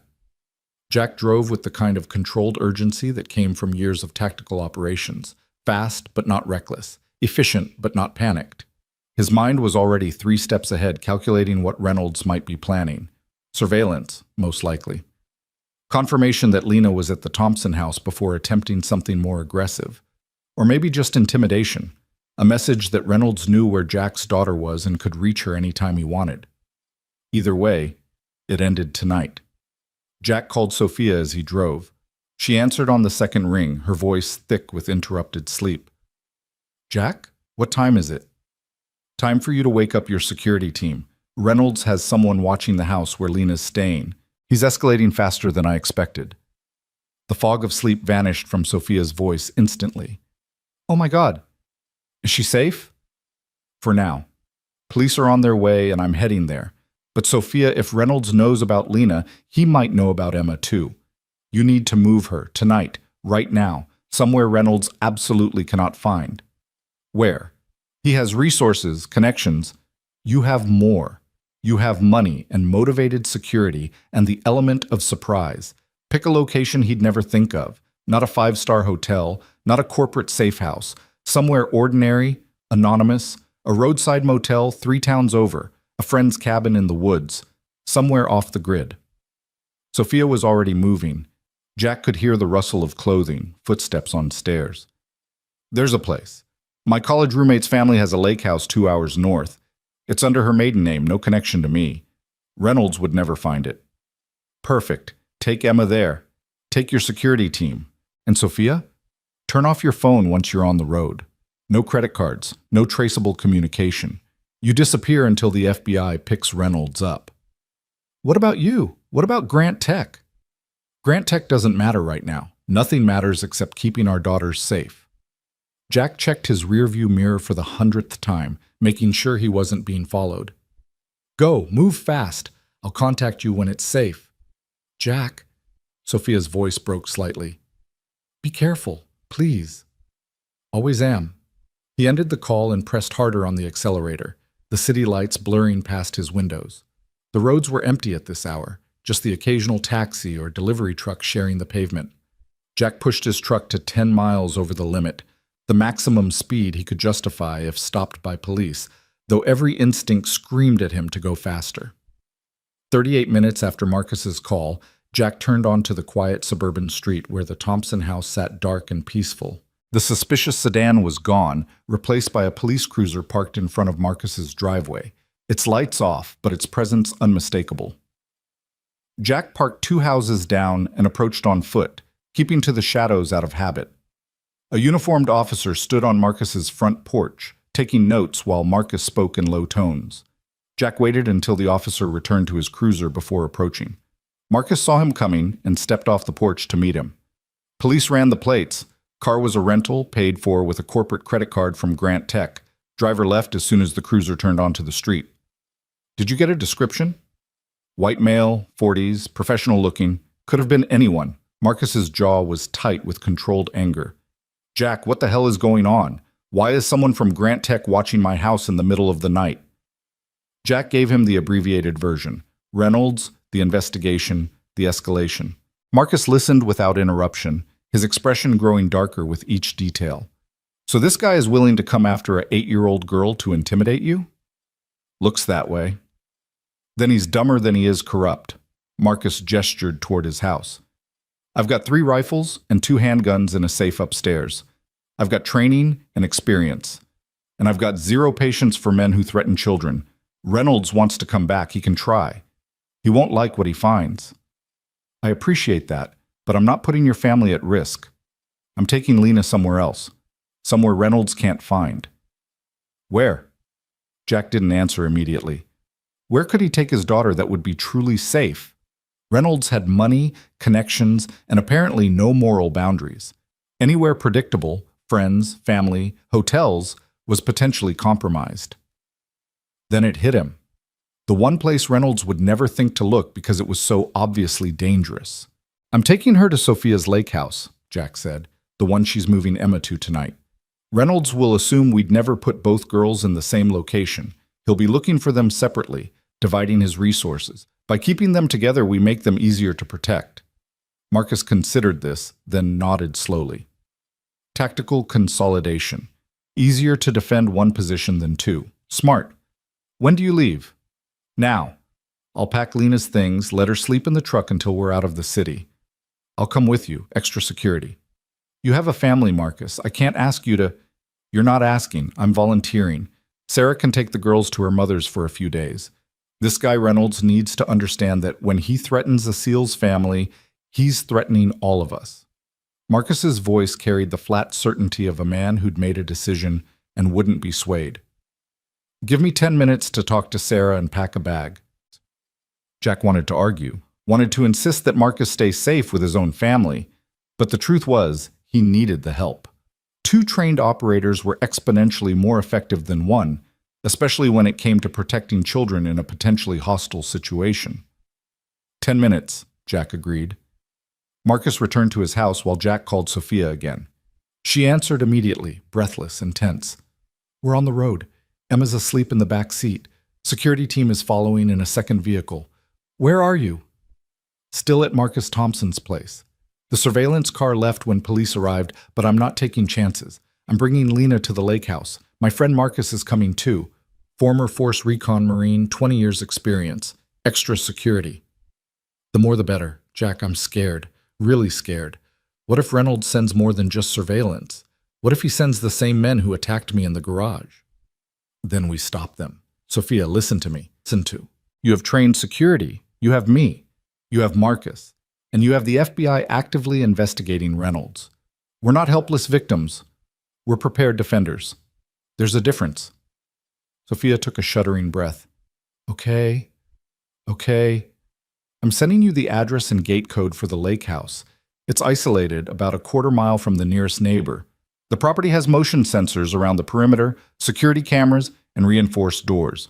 It was built by a paranoid tech executive in the 90s. Paranoia is going to work in our favor. I hope so. We'll be there in about 90 minutes.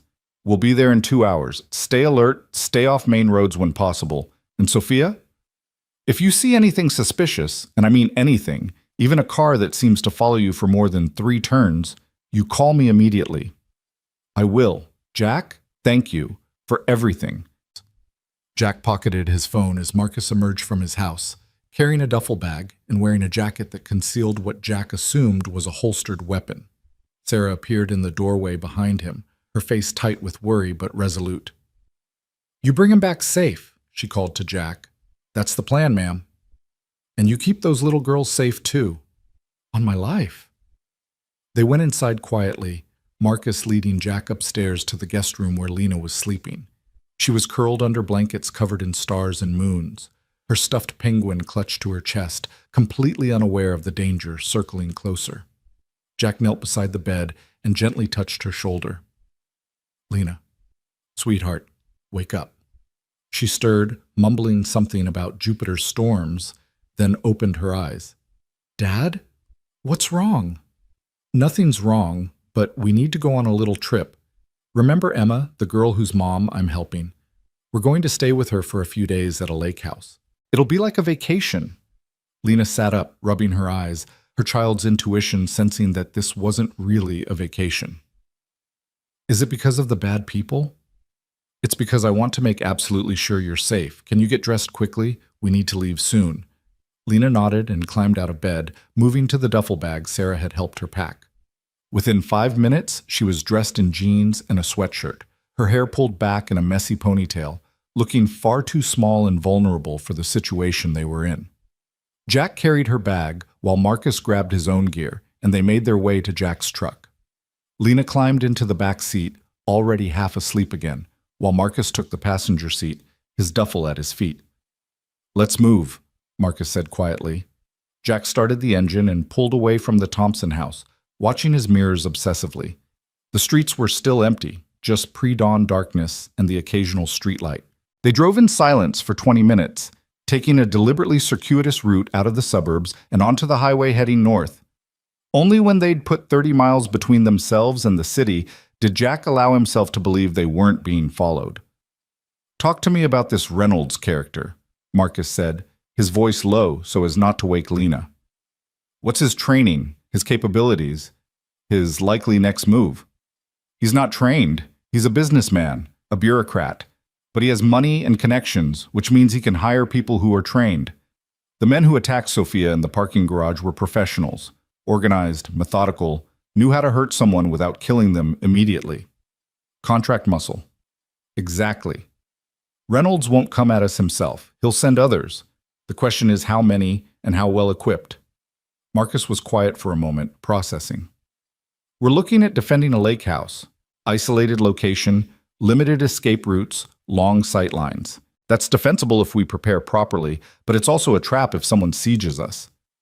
Which is why the FBI needs to move faster. Reeves said 72 hours. We need to survive that long, and then Reynolds is in custody, and this is over.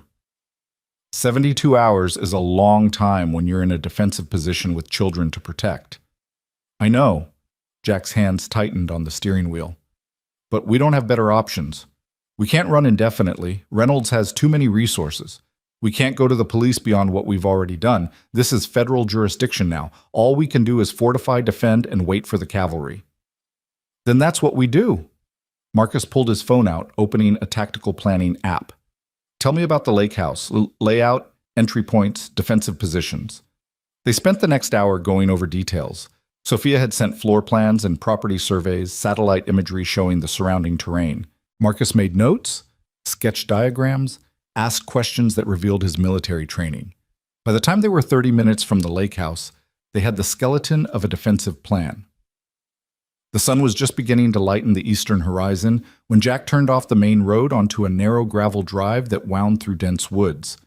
The GPS showed they were getting close, but the isolation was striking. No houses visible, no lights except their own headlights cutting through the darkness.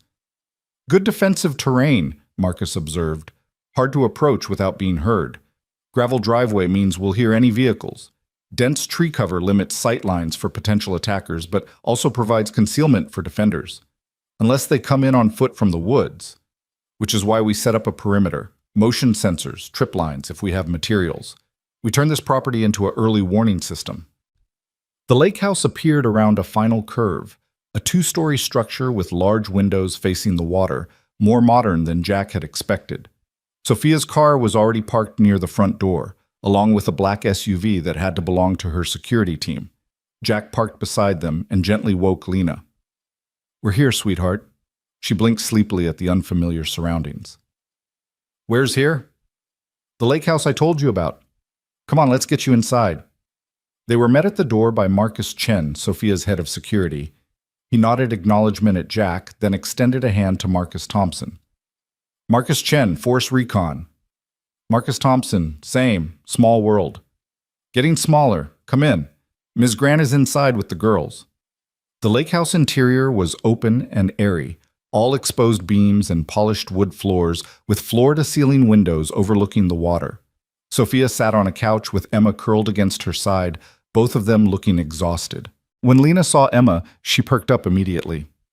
Hi, Emma. Remember me? From the other night? Emma nodded shyly. You're Mr. Jack's daughter. And you're the girl my dad helped. Want to see my penguin? His name is Captain Ice. Just like that, the girls were drawn into the easy friendship of childhood, settling onto the floor with Lena's stuffed animal and Emma's collection of books. The adults watched them for a moment, struck by the normalcy of children playing while danger circled outside. Sophia stood and crossed to Jack, her face pale and drawn. Thank you for coming, for bringing Lena. I know this isn't what you wanted. It's exactly what I wanted, Jack interrupted gently. Everyone I care about protecting in one location, with trained security and defensive advantages. This is good, Sophia. She nodded, not quite believing him, but wanting to. Chen's team swept the property. No signs of surveillance or intrusion. The security system is active, cameras covering all approaches. We should be safe here. Safe is a relative term, Marcus Thompson said, joining the conversation. But we're safer than we were. Chen, walk me through your defensive positions. The two Marines moved to a table covered in property maps and security camera feeds, immediately falling into tactical planning. Jack watched them work. grateful for their expertise, then turned back to Sophia. How are you holding up? I've been better. I've been worse. Mostly I'm tired. Sophia glanced at Emma, who was now showing Lena how to identify constellations in one of her books. I keep thinking about how we got here. A week ago, my biggest concern was a product launch.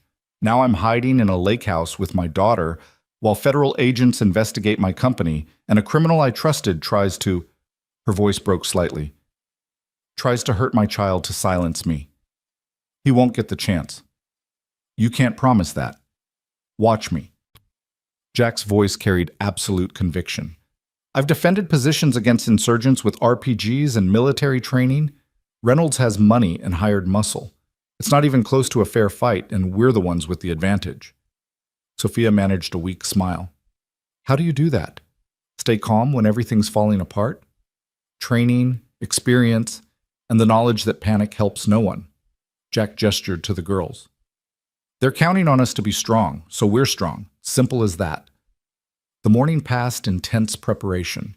Marcus Thompson and Chen worked together to enhance the property's defenses, repositioning cameras, testing motion sensors, identifying potential weak points in the perimeter. Jack did a complete walk-around of the property, noting sight lines and approaches, mentally cataloging where an attack might come from and how they'd respond. Sophia stayed inside with the girls, trying to maintain some semblance of normalcy. She made breakfast, pancakes and bacon that neither she nor Jack had much appetite for, though Lena and Emma ate enthusiastically. She set up games and activities, keeping the girls occupied and their minds off the undercurrent of tension the adults couldn't quite hide. By noon, the defensive preparations were as complete as they could make them in the time available. Chen's team of 4 operators established a rotation, 2 on watch at all times, 2 resting. Marcus Thompson took up position on the second floor where he had a clear view of the driveway and surrounding woods. Jack remained mobile, checking cameras and sensors, his phone constantly in hand waiting for news from the FBI. At 1 p.m., Special Agent Reeves finally called. "We have a problem," she said without preamble. "Charles Reynolds is gone." Jack's blood went cold. "Gone how?" "He never came home last night. His car is still in the Grant Tech parking garage. His phone goes straight to voicemail.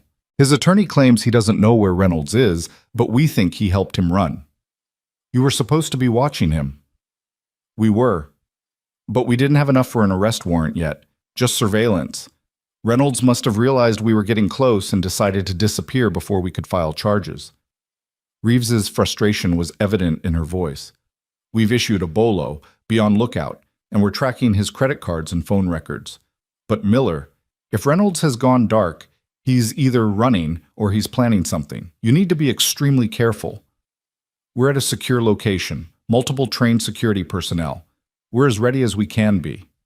"Where exactly are you? I can send local law enforcement to—" "With respect, Agent Reeves, I'm not telling you that information over an unsecured line. Reynolds has demonstrated he has reach and resources. For all I know, he's monitoring police frequencies." Reeves was silent for a moment, then sighed. "You're not wrong to be paranoid. All right, keep your phone on. If Reynolds surfaces, I'll contact you immediately. And Miller, if he comes at you, you defend yourself and those girls. Lethal force if necessary. I'll make sure the paperwork reflects justified self-defense." "Understood." Jack ended the call and immediately found Sophia, who was reading to the girls in the living room. He gestured for her to follow him to the kitchen, out of the children's earshot. "Reynolds is in the wind," he said quietly. "FBI lost him. They think he's either running or planning a last desperate move." Sophia's face went white. "Which do you think it is?" "I think a man like Reynolds doesn't run. He has too much ego, too much to lose. He's going to try one final play to either destroy the evidence against him or eliminate the witnesses who can testify. Meaning us. Meaning us." Jack glanced toward the living room where the girls were absorbed in their story. "We need to prepare for the possibility that Reynolds comes here. Today. Tonight. Soon. How would he even find us? I was so careful. No one knows about this place except—" Sophia stopped, her eyes widening with realization and horror. "Except my security team. And my assistant who coordinated their deployment. and the company that installed the security system here 10 years ago, all of whom are potentially compromised if Reynolds has been planning this. Jack felt the tactical situation shifting, pieces moving on a board he couldn't quite see. Sophia, I need you to think. Who else knows about this lake house? Anyone at Grant Tech? Reynolds might know. I mentioned it once, years ago, when we were discussing potential executive retreat locations. I said I had access to a property near the lake, but decided against suggesting it because it felt too personal. Sophia's hand went to her mouth. Oh, God. He could have made a note of it. He could have researched property records, found the ownership. She never finished the sentence. The motion sensor alarm blared through the house, a harsh electronic shriek that sent everyone into immediate action. Marcus Thompson's voice came through the security radio. Contact. 3 vehicles approaching on the access road. Multiple occupants. This is not a drill. Jack was moving before conscious thought kicked in. Chen, get the girls to the safe room. Now. Sophia, go with them. I'm not hiding while... You're not hiding. You're protecting your daughter. That's the mission. Go. Sophia ran to the living room, scooped up Emma, and grabbed Lena's hand. Come on, girls. We're playing a special game. We need to go to a safe room. Chen was already there, guiding them toward a reinforced interior room that had been designed as a storm shelter but would serve as a defensive position. The door was steel reinforced, the walls concrete, with its own ventilation system and supplies. Once sealed, it could withstand significant assault. Jack ran to join Marcus Thompson at his second-floor vantage point. Through the window, he could see 3 black SUVs coming up the gravel drive, moving fast but not recklessly. Tactical approach, not panicked flight. At least 12 hostiles, Marcus reported, his voice calm and professional. 4 per vehicle. They're armed. I can see weapons as they exit. Looks like submachine guns, maybe AR-15 platforms. This is a military-grade assault. Jack's mind raced through options, none of them good. Reynolds hired a private military contractor. He's not trying to intimidate anymore. He's trying to eliminate. The SUVs stopped 50 yards from the house, just outside optimal defensive range. Doors opened and men emerged, professional operators in tactical gear, moving with the coordinated precision of trained soldiers. They immediately established a perimeter, covering angles and approaches with practiced efficiency. Then a 4th vehicle appeared, a luxury sedan that parked behind the SUVs. Charles Reynolds emerged from the back seat. Even from a distance, Jack could see the man's face, haggard, desperate, but still carrying an arrogance that defied the reality of his situation. Reynolds walked forward until he was within shouting distance of the house. Sophia! His voice carried across the open space. I know you're in there. I know Jack Miller is with you. This doesn't have to end badly. Come out. Bring me the evidence you've gathered. Do that, and everyone walks away alive. Jack grabbed the security radio. Chen, status? Safe room sealed. All principals secured. 4 operators ready for defensive engagement. Marcus was already positioning himself at the window, his rifle, acquired from Chen's equipment, trained on the approaching hostiles. Rules of engagement? Jack thought about the girls in the safe room, about the promise he'd made to protect them, about the line between defense and murder. They fire first, we respond with overwhelming force. We don't start this, but we finish it. Copy that. Below, Reynolds was still talking. You have 60 seconds to come out, Sophia. After that, my team will enter the house and retrieve you by force. People will get hurt. Children might get hurt. That's on you if you make me do this. Jack picked up his own radio, patching into the security team's channel. All units. This is Miller. Hostile force of 12 to 15 operators attempting to breach. Defensive positions. Lethal force authorized on my command. Protect the principals at all costs. Acknowledgements came back from Chen's team, their voices steady and professional. The 60 seconds ticked by in agonizing slowness. Jack could see Reynolds checking his watch, could see the tactical team preparing for entry. They had breaching tools, flashbangs, the full arsenal of a military assault. Time's up, Reynolds called. On your conscience, Sophia. He gestured to his team. The operators moved forward in coordinated groups, 4 toward the front door, 4 around the side toward the lake-facing entrance, the remaining group providing covering fire positions. Marcus tracked the lead operator with his rifle. Jack, They're committed. We need to make a decision. Jack thought about the girls, about Lena's small hand in his, about Emma's terrified face in that parking garage, about every child who deserved to grow up in a world where men like Reynolds didn't win through violence and intimidation. Light them up, Jack said quietly. Marcus squeezed the trigger. The lead operator went down, a red bloom spreading across his tactical vest. The assault team immediately scattered, taking cover behind vehicles and trees, returning fire toward the house. Windows shattered as bullets punched through glass, tearing into walls and furniture. Chen's team opened up from their positions, controlled bursts designed to suppress and drive back the attackers. The sound was deafening, overlapping cracks of rifle fire, the deeper boom of a shotgun, the continuous rattle of automatic weapons. Jack dropped to a prone position, using the window frame for cover as he returned fire with a pistol Chen had provided. He aimed for center mass, for the tactical vest's weak points, for the discipline of controlled aggression that had been drilled into him in countless training scenarios. The firefight lasted less than 2 minutes, but felt like hours. The tactical team was good, professional, but they'd expected minimal resistance. Instead, they'd walked into a prepared defense with trained operators who knew what they were doing. 3 of Reynolds' men were down, wounded, or dead.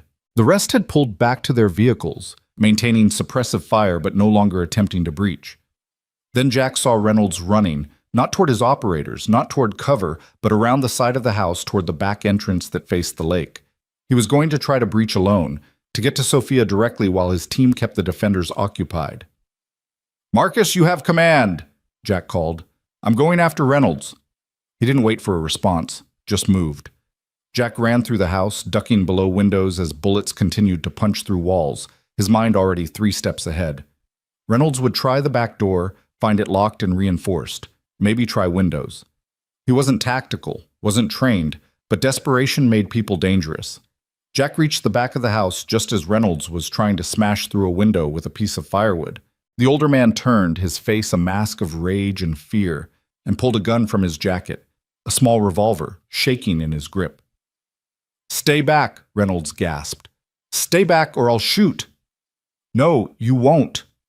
Jack kept moving forward, his own weapon trained on Reynolds' center mass. "You're not a killer, Charles. You're a coward who paid other people to do violence for you.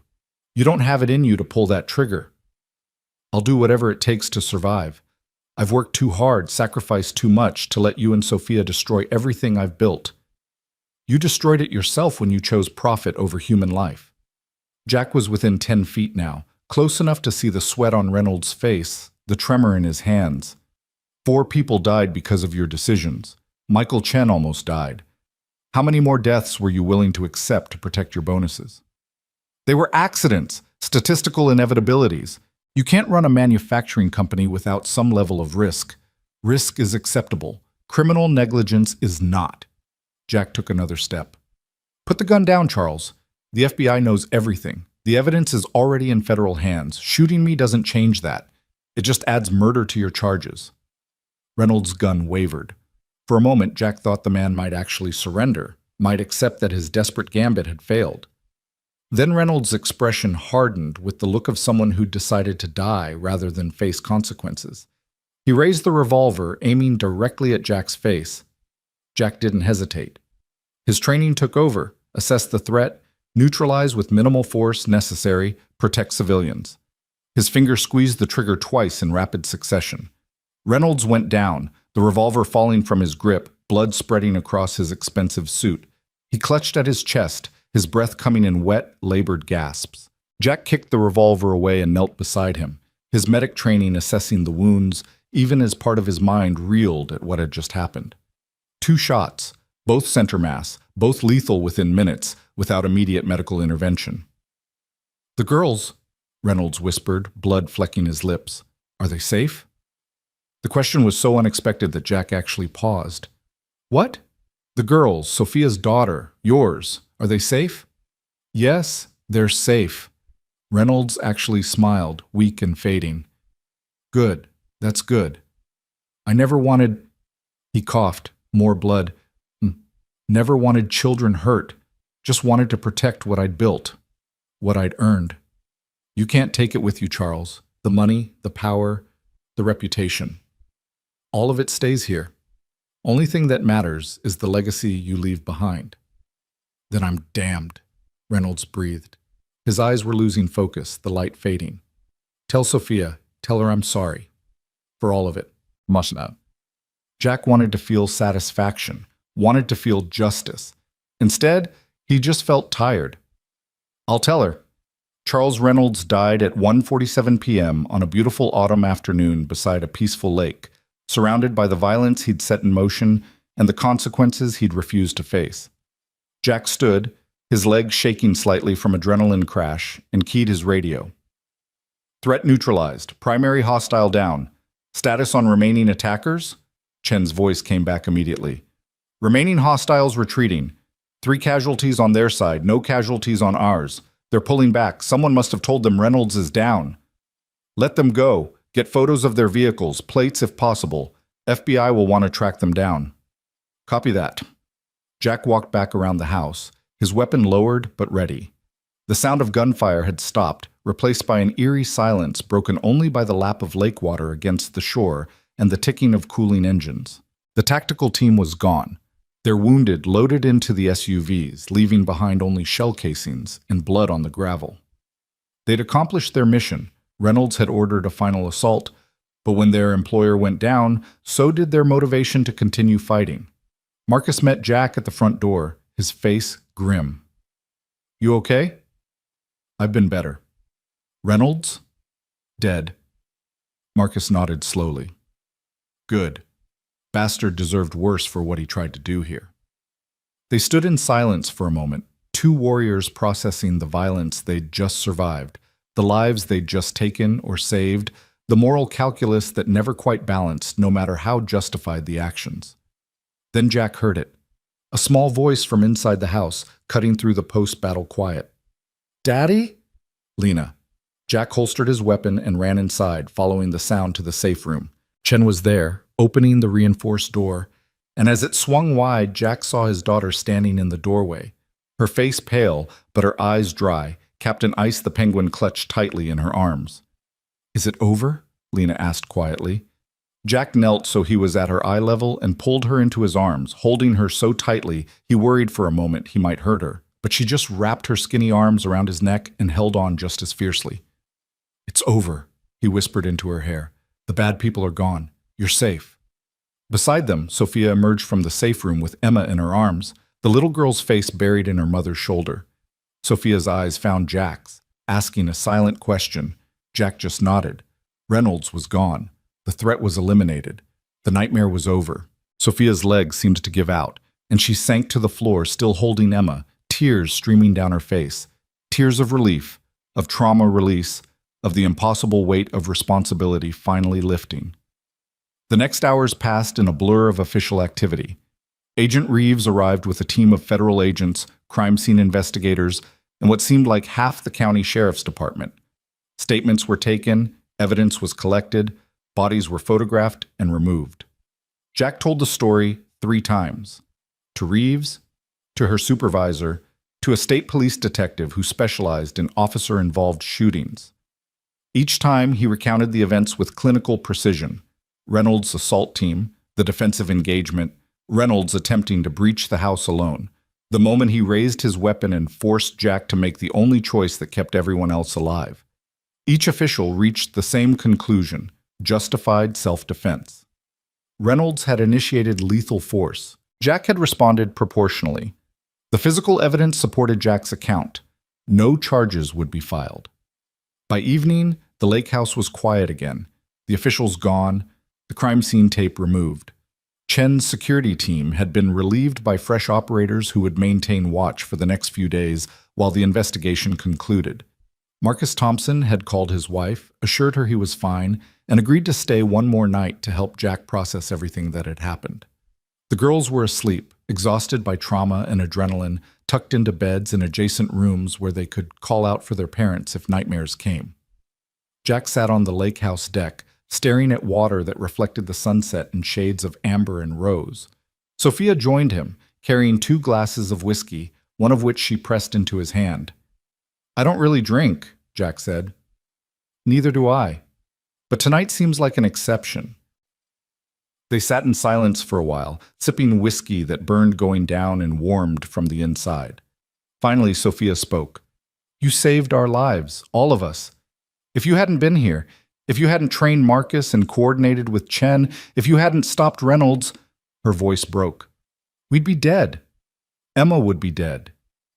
We all saved each other, Jack said quietly. You had the courage to investigate. Chen and his team had the skills to defend. Marcus had the loyalty to risk his life for people he barely knew. I just did what any father would do to protect his daughter. Not any father. Most men would have walked away when I asked for help. Most men would have let the past stay buried. Sophia turned to look at him, her face lined with exhaustion, but also something else. Respect, gratitude, maybe even admiration. You're a good man, Jack Miller. Better than I deserve after what I did to you. What you did was human. You made a mistake, and then you spent 2 years regretting it. That's more integrity than most people manage. Jack set his glass down, the whiskey barely touched. The question is what happens next. Reynolds is dead, but Grant Tech still has systemic problems. The culture that allowed his corruption to thrive, the systems that prioritize profit over safety. All of that still exists. Sophia nodded slowly. I know. I've been thinking about that. I can't go back to being the CEO I was. I can't pretend this didn't happen or that everything is fine if we just fix a few policies. She took a deep breath. I'm going to rebuild Grant Tech from the ground up. New safety protocols, independent oversight, worker advocates on the board. I'm going to make it the kind of company I should have built from the beginning. That's going to cost you. Shareholders won't like it. Profit margins will drop. I don't care. I have more money than I could spend in 10 lifetimes. What I don't have is the ability to look at myself in the mirror if I let one more person die because of corporate negligence. Sophia's voice was firm, decided. And I want you to help me. Jack turned to look at her fully. What? Come back to Grant Tech. Not as a mechanic, as Director of Safety and Operations. Full authority to implement whatever changes you think are necessary. Complete autonomy, direct report to me, budget to do it right. Sophia met his eyes. I know it's asking a lot after everything. I know you have every reason to say no. But Jack, if anyone knows how to build a safety culture that actually protects workers, it's you. Jack was quiet for a long time, processing the offer, weighing it against his hard-won peace as a mechanic, his quiet life with Lena, his freedom from corporate politics. But he also thought about Michael Chen, about the 4 workers who died under Reynolds' watch, about Morrison, and the 40 people in Building C who'd been working above a ticking bomb without knowing it. I'll do it on one condition, Jack finally said. Name it. Michael Chen gets his job back, full back pay for the time he lost, promotion if he wants it, and a formal apology from the company for what happened to him. Sophia smiled. Already done. I tracked him down yesterday and called him personally. He starts next week in a supervisory position. Then I guess I'm Director of Safety and Operations. They shook hands, sealing the agreement. 2 former adversaries turned allies by shared trauma and shared purpose. The next morning, Jack woke to find Lena and Emma in the kitchen, working together to make breakfast. Lena was teaching Emma how to crack eggs while Sophia supervised, and the sound of children's laughter filled the space where gunfire had echoed just 24 hours earlier. Marcus found Jack on the deck, coffee in hand, watching the sunrise paint the lake in colors of gold and pink. How you doing, brother? Marcus asked. Honestly, I don't know yet. Ask me in a few months when the nightmares start. They always do, but you know what helps? What? Knowing you did the right thing, knowing the people you protected got to wake up this morning because of choices you made. Marcus gestured toward the kitchen where the girls' laughter continued. Listen to that sound. That's what you fought for. That's what matters. Jack listened. The innocence of children who'd survived something they should never have experienced, who were resilient enough to find joy even in the shadow of trauma. Yeah, he said quietly. That's what matters. Agent Reeves called that afternoon with updates. Reynolds' tactical team had been identified. Private military contractors from a firm with questionable ethics and expensive rates. They were being tracked down for questioning regarding their role in the assault. Reynolds' attorney was cooperating, providing documentation of the conspiracy in exchange for immunity. The evidence against Reynolds was so overwhelming that the FBI was already preparing a public statement exonerating Sophia and Jack of any wrongdoing. "You two did good work," Reeves said. "Dangerous work, reckless work, work you should have left to federal agents, but good work nonetheless. We'll need you both for testimony once the related cases go to trial, but that won't be for months." "Understood," Jack said. "Agent Reeves, thank you for believing us, for moving as fast as you could. I just wish we'd moved faster. If we'd arrested Reynolds before he ran, none of yesterday would have happened. But we'd never know for sure if he would have escalated to violence. Now we know. Now it's documented. And now every other executive at every other company knows that this kind of corruption has consequences." Reeves was quiet for a moment. "That's an optimistic way to look at it." "I'm trying optimism for a change. See how it fits." They ended the call. Jack found Sophia in the living room reading to both girls from Emma's astronomy book. They looked peaceful, safe, the trauma of yesterday already beginning to transform into just a scary memory rather than a defining moment. "We should head home soon," Sophia said quietly. "Emma needs her own bed, her own routine. So does Lena." "Agreed. Tomorrow morning?" "Tomorrow morning." That evening, after the girls were asleep and Marcus had turned in for the night, Jack and Sophia sat on the deck one final time, watching stars emerge in a sky unpolluted by city lights. "I keep thinking about what Reynolds said," Sophia murmured. "At the end, when he was dying, he asked if the girls were safe. I remember. Do you think he meant it? Or was it just fear talking?" Jack considered the question. "I think people are complicated. Reynolds made terrible choices that killed people. But he was also human, capable of caring about something beyond himself, even if only in his final moments. Both things can be true. I don't know if I can forgive him." "You don't have to. Forgiveness is for you, not for him. Whether you forgive or not, he's gone. What matters now is what you do with Grant Tech, how you honor the people who died by making sure no one else does." Sophia nodded slowly. "I won't let them down. I promise." They sat in comfortable silence until the cold drove them inside. Two people who'd survived something that should have broken them, who'd found strength they didn't know they had, who'd learned that sometimes doing the right thing cost everything and was still worth it. The drive back to the city the next morning was quiet.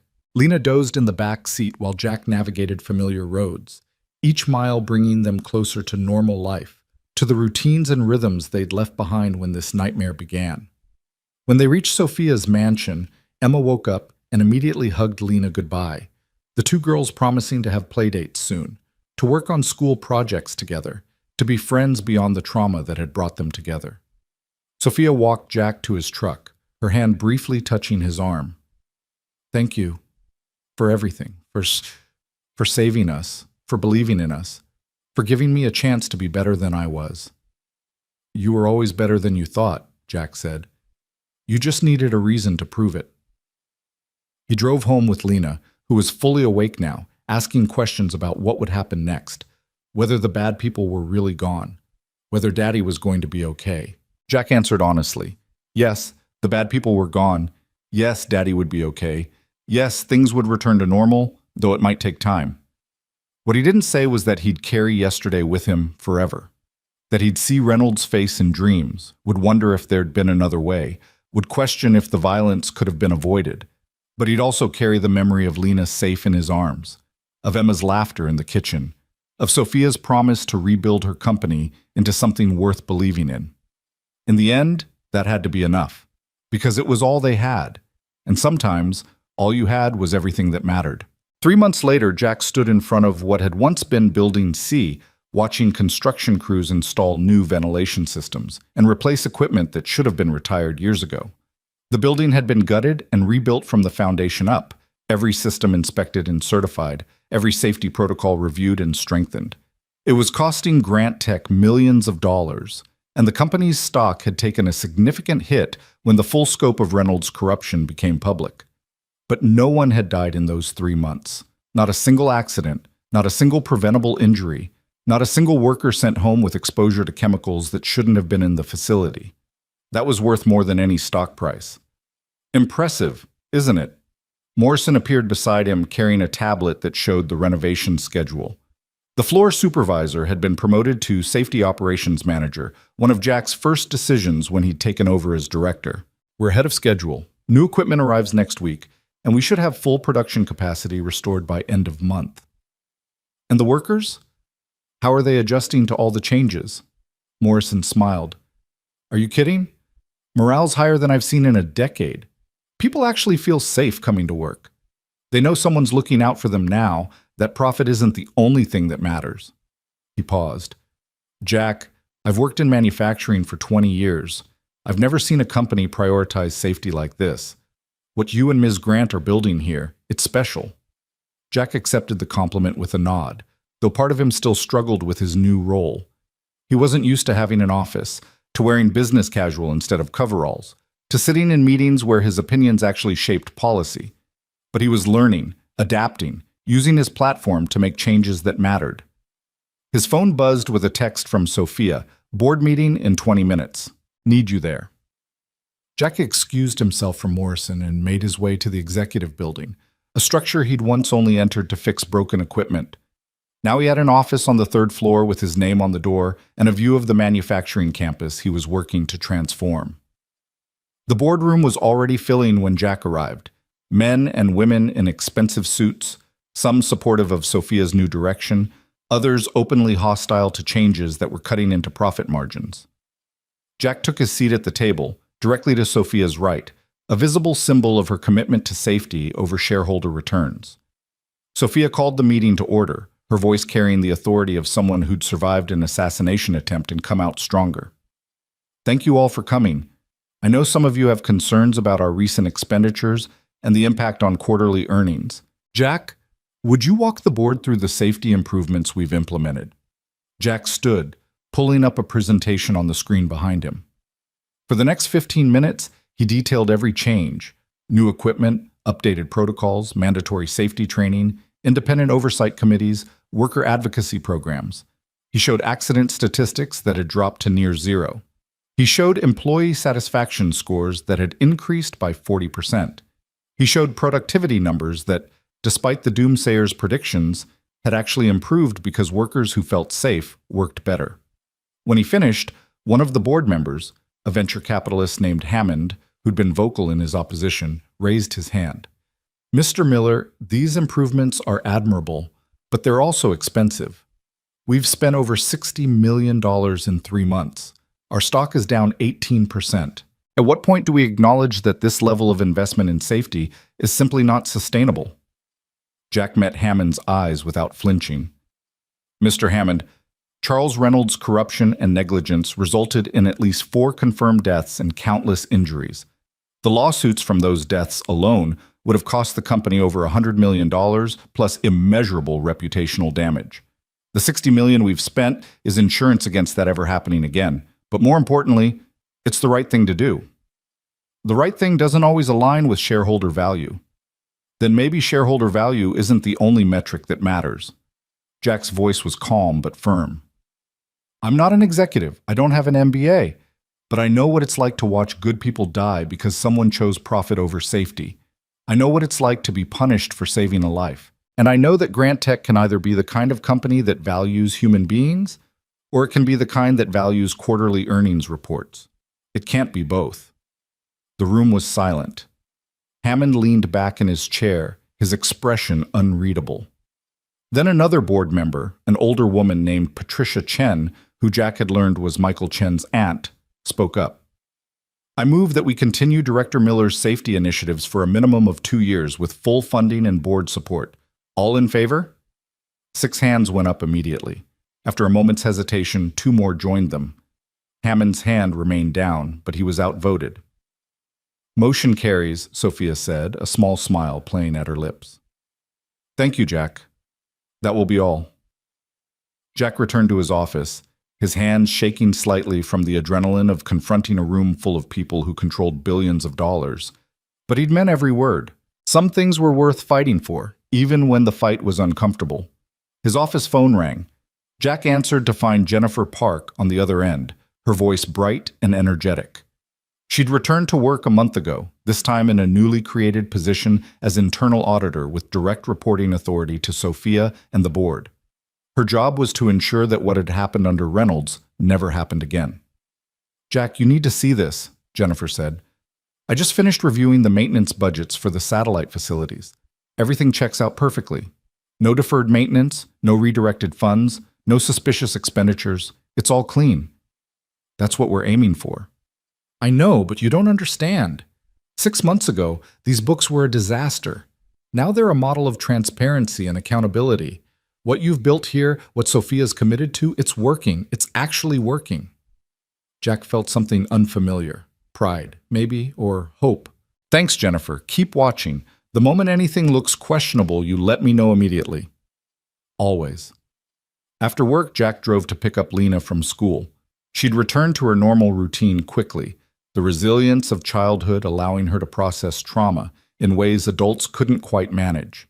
She still had nightmares occasionally, still asked questions about what had happened at the lake house, but mostly she was just Lena, curious, brilliant, obsessed with astronomy, and convinced she'd be the first person to walk on Jupiter. "Dad!" She bounded toward the truck, her backpack bouncing with each step. "Guess what? Mrs. Harrison said my Jupiter project was the best in the class. She's going to display it in the hallway for the whole school to see." "That's fantastic, sweetheart. I'm so proud of you." Lena climbed into the truck, then turned to him with sudden seriousness. "Dad, can Emma come over this weekend? She wants to help me build a model of the solar system for the science fair." "I'll check with her mom, but I'm sure that'll be fine." Emma and Lena had become inseparable in the months since the lake house. They had playdates twice a week, sleepovers once a month, and a friendship that had been forged in circumstances no child should have to experience but had somehow emerged beautiful and genuine. Watching them together, Jack sometimes wondered if they truly understood how close they'd come to losing everything, or if children were blessed with the ability to find joy even in the shadow of tragedy. That evening, Jack's apartment, which he'd upgraded to a larger place in a better neighborhood, courtesy of his new salary, hosted an impromptu gathering. Marcus Thompson arrived with his family, Chen stopped by after his shift, and Sophia came with Emma and a lasagna she'd attempted to make herself.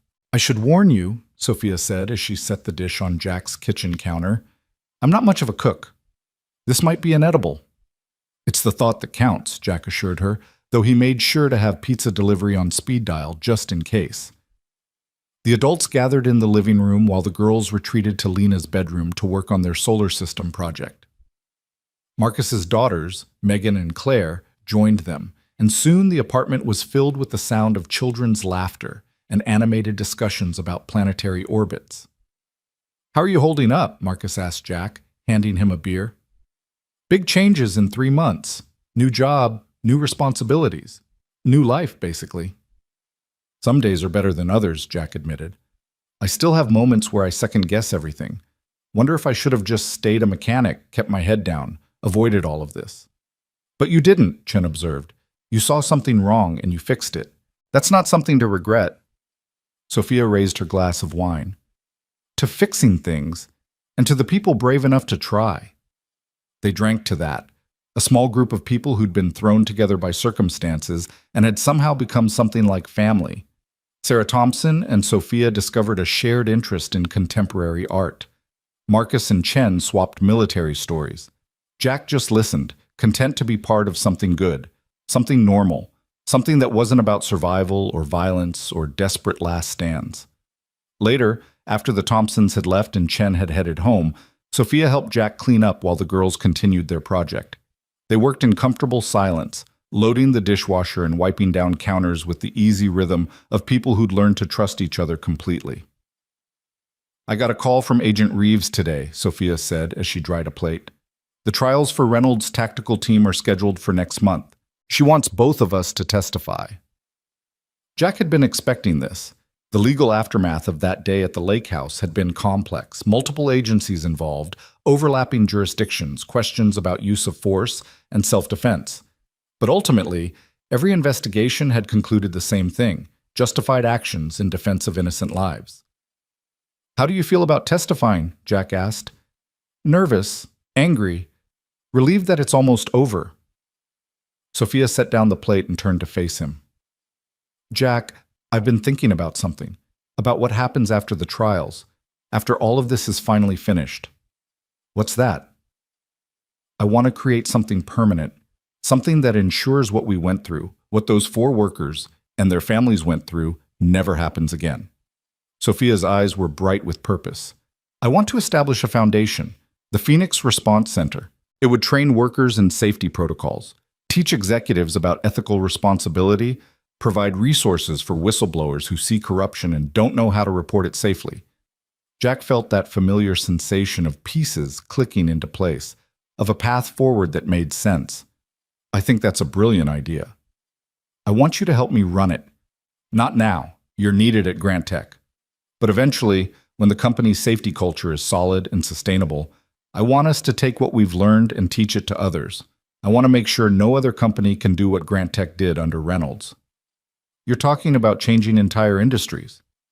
I'm talking about saving lives. That's all I've ever wanted to do since the night in that parking garage when I realized how badly I'd failed. Sophia's voice cracked slightly. I can't bring back those 4 workers. I can't undo the pain their families suffered, but I can make sure their deaths meant something, that some good came from all the bad. Jack reached out and squeezed her shoulder, a gesture of support and understanding. Then that's what we'll do, together. Sophia smiled through tears. Together.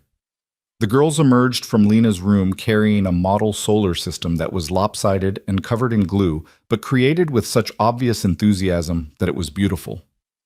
Emma pointed out each planet, explaining its features with the seriousness of a NASA scientist, while Lena added dramatic details about storms and volcanoes and the terrifying beauty of space.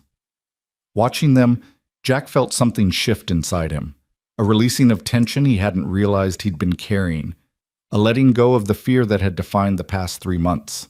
His daughter was safe. Sophia's daughter was safe. The immediate danger had passed, and while the world was still full of threats and challenges, in this moment they were okay. More than okay. They were healing. The trials came and went. Jack and Sophia testified about Reynolds' corruption, about the assault at the lake house, about the desperate final confrontation that had ended with Reynolds' death. The defense attorneys tried to paint them as vigilantes, as people who'd taken the law into their own hands. The prosecutors painted them as heroes who'd defended children against armed criminals. The jury sided with the prosecutors. Reynolds' tactical team was convicted on multiple charges: assault with deadly weapons, conspiracy to commit murder, illegal use of military equipment in civilian operations. They received sentences ranging from 15 to 25 years. When the verdicts were read, Jack felt no satisfaction, no sense of victory, just exhaustion and relief that it was finally, truly over. 6 months after the trials, Grant Tech held a ceremony.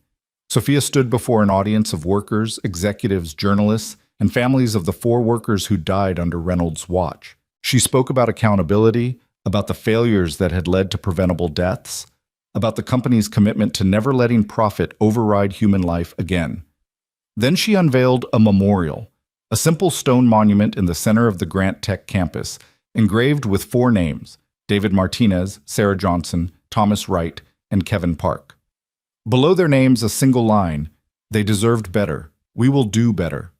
Jack stood beside Sophia as family members approached the memorial, some crying, some angry, all of them carrying grief that would never fully heal. He'd met with each family personally in the months since Reynolds' death, listening to their stories, acknowledging the company's failures, promising that their loved ones hadn't died in vain. It wasn't enough. It would never be enough. But it was something. After the ceremony, Michael Chen found Jack near the memorial. The man who'd almost died 2 years ago, whose life Jack had saved at the cost of his own career, extended his hand. "Thank you," Michael said simply, "for saving my life, for coming back, for making this place what it should have been all along." Jack shook his hand, feeling the weight of that moment 2 years ago, the choice that had cost him everything and somehow led him here. "I'm just glad you're okay." "More than okay. I'm alive because you broke the rules. Those 4 people on that memorial died because someone followed them." Michael glanced at the stone monument. "Rules matter, but people matter more. You taught me that." After Michael left, Sophia joined Jack in front of the memorial. They stood in silence, reading the names, carrying the weight of what had been lost and what had been saved. "Do you think they'd forgive us?" Sophia asked quietly. "The families? The workers who died?" I think forgiveness isn't something we get to ask for, Jack said. We just have to earn it, every single day, by doing better. Then that's what we'll do. 1 year after the lake house, the Phoenix Response Center opened its doors. It wasn't much at first. A converted warehouse on the edge of the city, outfitted with training equipment and classrooms and a small staff of dedicated people who believed in the mission. But it was a start. Jack had transitioned from Grant Tech to the center 6 months earlier, once he was confident that the safety culture he'd built was sustainable. Morrison had been promoted to his position, and Jack had spent weeks training him, passing on everything he'd learned about balancing corporate pressures with ethical responsibility. The center's first training class consisted of 20 workers from various industries: manufacturing, construction, chemical processing. Jack and Sophia taught them about recognizing safety violations, reporting corruption, protecting themselves legally and physically when they blew the whistle on dangerous practices. On the last day of training, one of the students, a woman named Rosa who worked in a textile factory, raised her hand. "Mr. Miller, what you did, standing up to Reynolds and exposing the corruption at Grant Tech, that took incredible courage. How do we find that kind of courage when we're just ordinary people trying to keep our jobs?" Jack thought about that question for a long moment before answering. "I'm not courageous, I'm just stubborn and maybe a little stupid. But here's what I've learned. You don't need to be a hero to do the right thing. You just need to be willing to take one step forward, even when you're scared. You take that step, and then another, and another, and eventually you look back and realize you did something that mattered. But what if taking that step cost you everything? Your job, your career, your safety? Then you decide what matters more. Your temporary comfort or someone else's life? Because that's what it comes down to. When you see something dangerous and you stay silent, you're making a choice that someone else might pay for with their life." Jack's voice was gentle but firm. "I'm not saying it's easy. I'm not saying there aren't real consequences. But I am saying that some things are worth fighting for, even when the fight is scary." Rosa nodded slowly, absorbing this. Around the room, other students were taking notes, their faces showing a mixture of determination and fear and hope. After class, Sophia found Jack in his office, a small space with windows overlooking the training floor. She carried 2 cups of coffee and a folder full of applications for the next training session.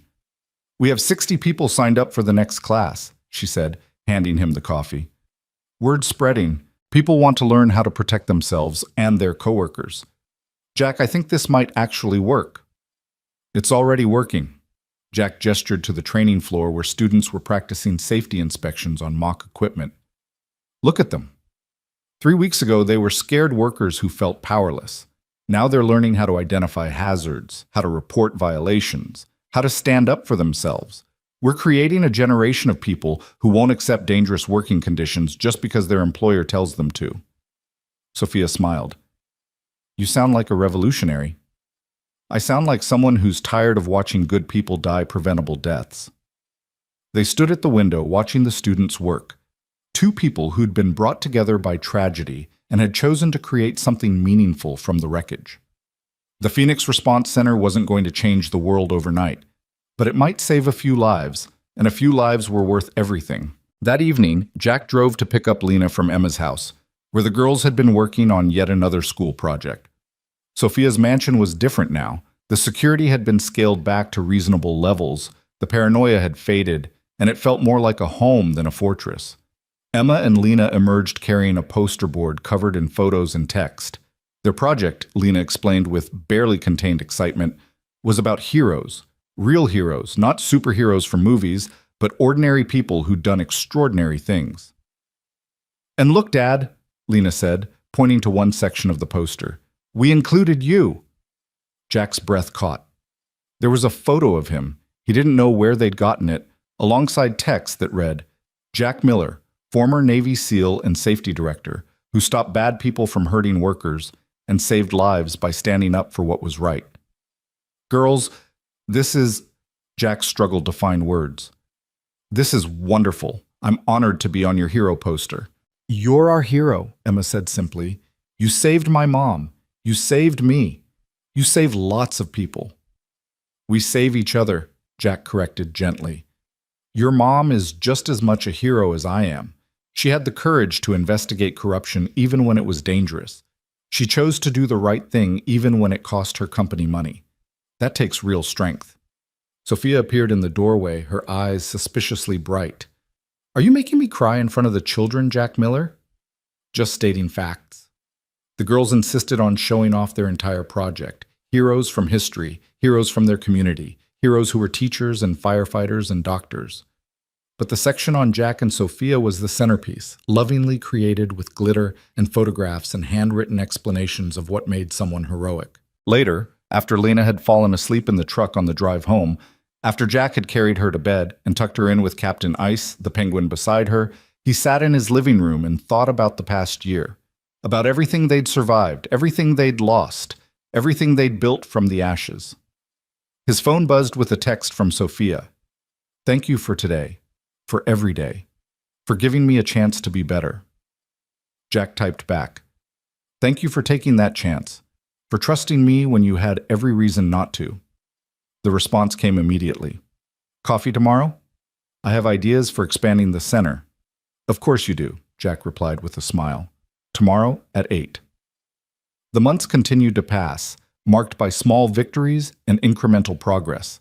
The Phoenix Response Center trained hundreds of workers who returned to their jobs armed with knowledge and confidence to speak up when they saw something wrong. Grant Tech's accident rate remained at near zero, becoming an industry benchmark that other companies studied and tried to emulate. Jennifer Park published an article in a business journal about transparent accounting practices that became required reading in MBA programs. Jack and Sophia became something like partners, united by shared mission and mutual respect that had been forged in the worst circumstances and tempered into something unbreakable. They weren't friends exactly, their relationship was too complex, too weighted with history, but they were allies in the truest sense, two people committed to the same cause. Lena and Emma grew closer, their friendship deepening from playdates to true sisterhood. They had sleepovers where they stayed up late talking about boys and space and their dreams for the future. They defended each other at school, collaborated on projects, and called each other every night before bed. One evening, almost exactly 1 year after the confrontation at the lake house, Jack received a call from Agent Reeves. I thought you'd want to know, she said. We just closed the last investigation related to Reynolds. Every contractor, every accomplice, every person who helped him cover up violations, they've all been identified and prosecuted. It's over, Jack, completely over. Jack felt something release in his chest, a tension he hadn't realized he'd been carrying for 12 months, a hypervigilance that could finally relax. Thank you, Agent Reeves, for everything. You did the hard part. I just filed the paperwork. Reeves paused. Jack, what you and Sophia built, the safety protocols at Grant Tech, the Phoenix Response Center, the cultural shift you're creating, that's how you change systems. Not just by catching bad guys, but by making it harder for bad guys to exist in the first place. After the call, Jack walked to Lena's room. She was asleep, her astronomy posters covering the walls, her books about space exploration stacked on the nightstand.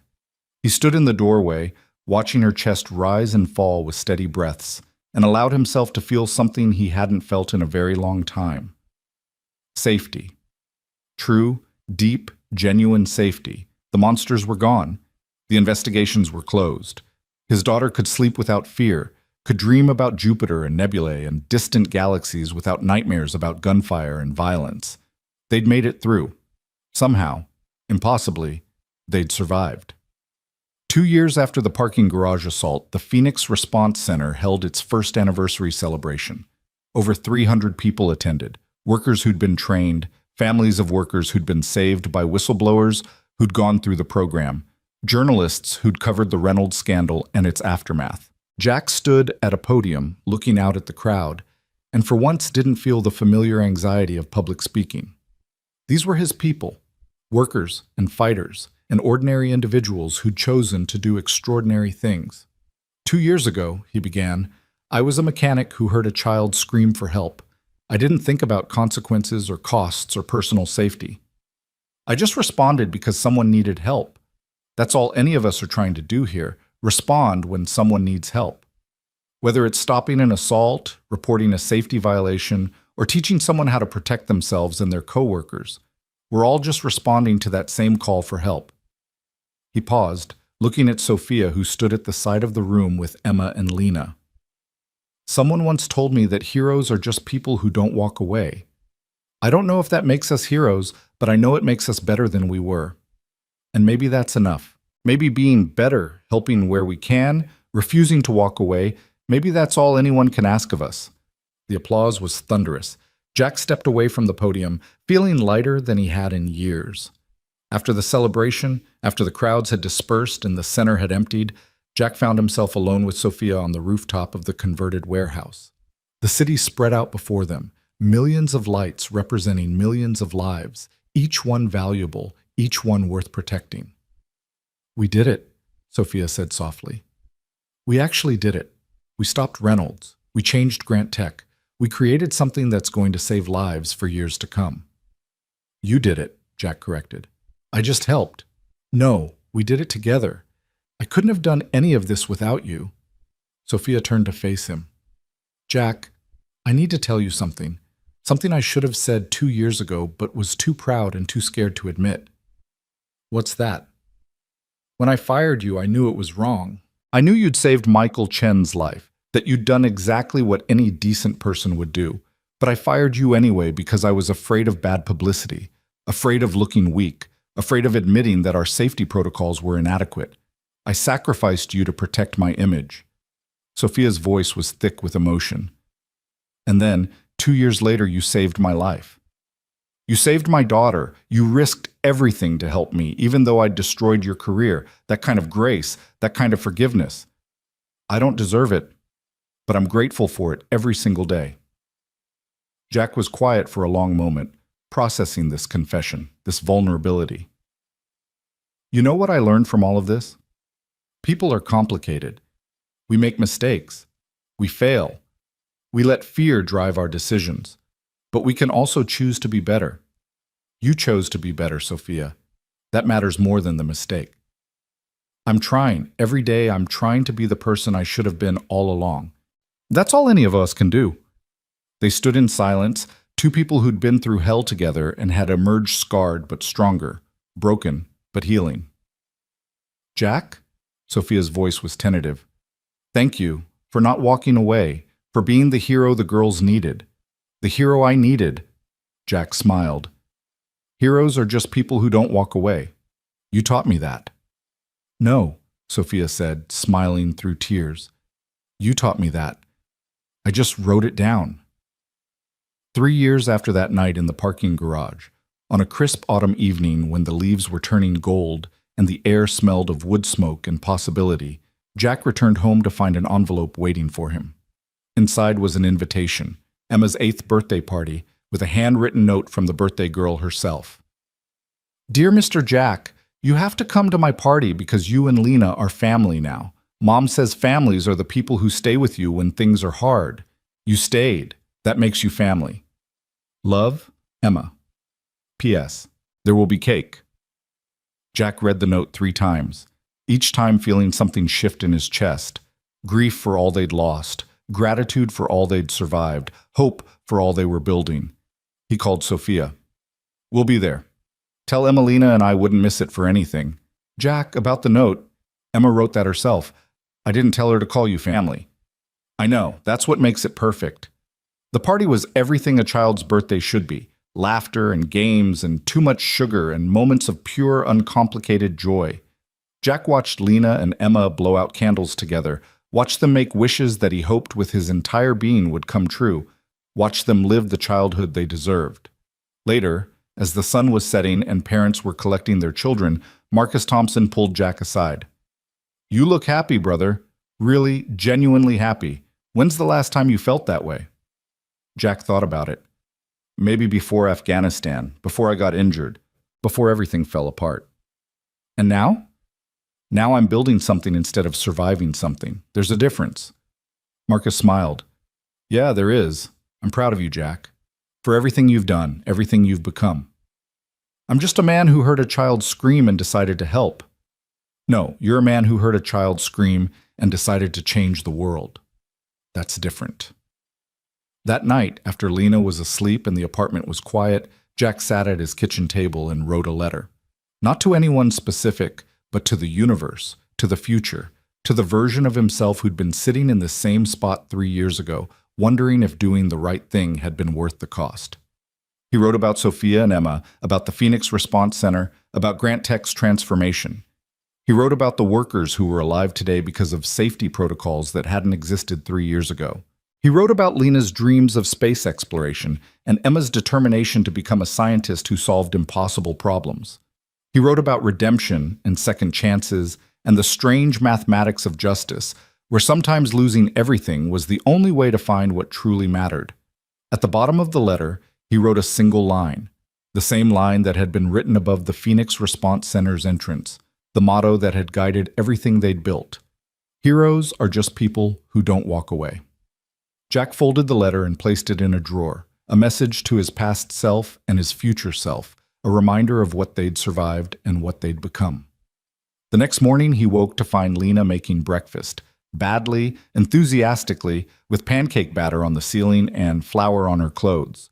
She was singing something about Jupiter's moons, completely unself-conscious, completely happy. Jack stood in the doorway, watching his daughter, and felt gratitude so profound it brought tears to his eyes.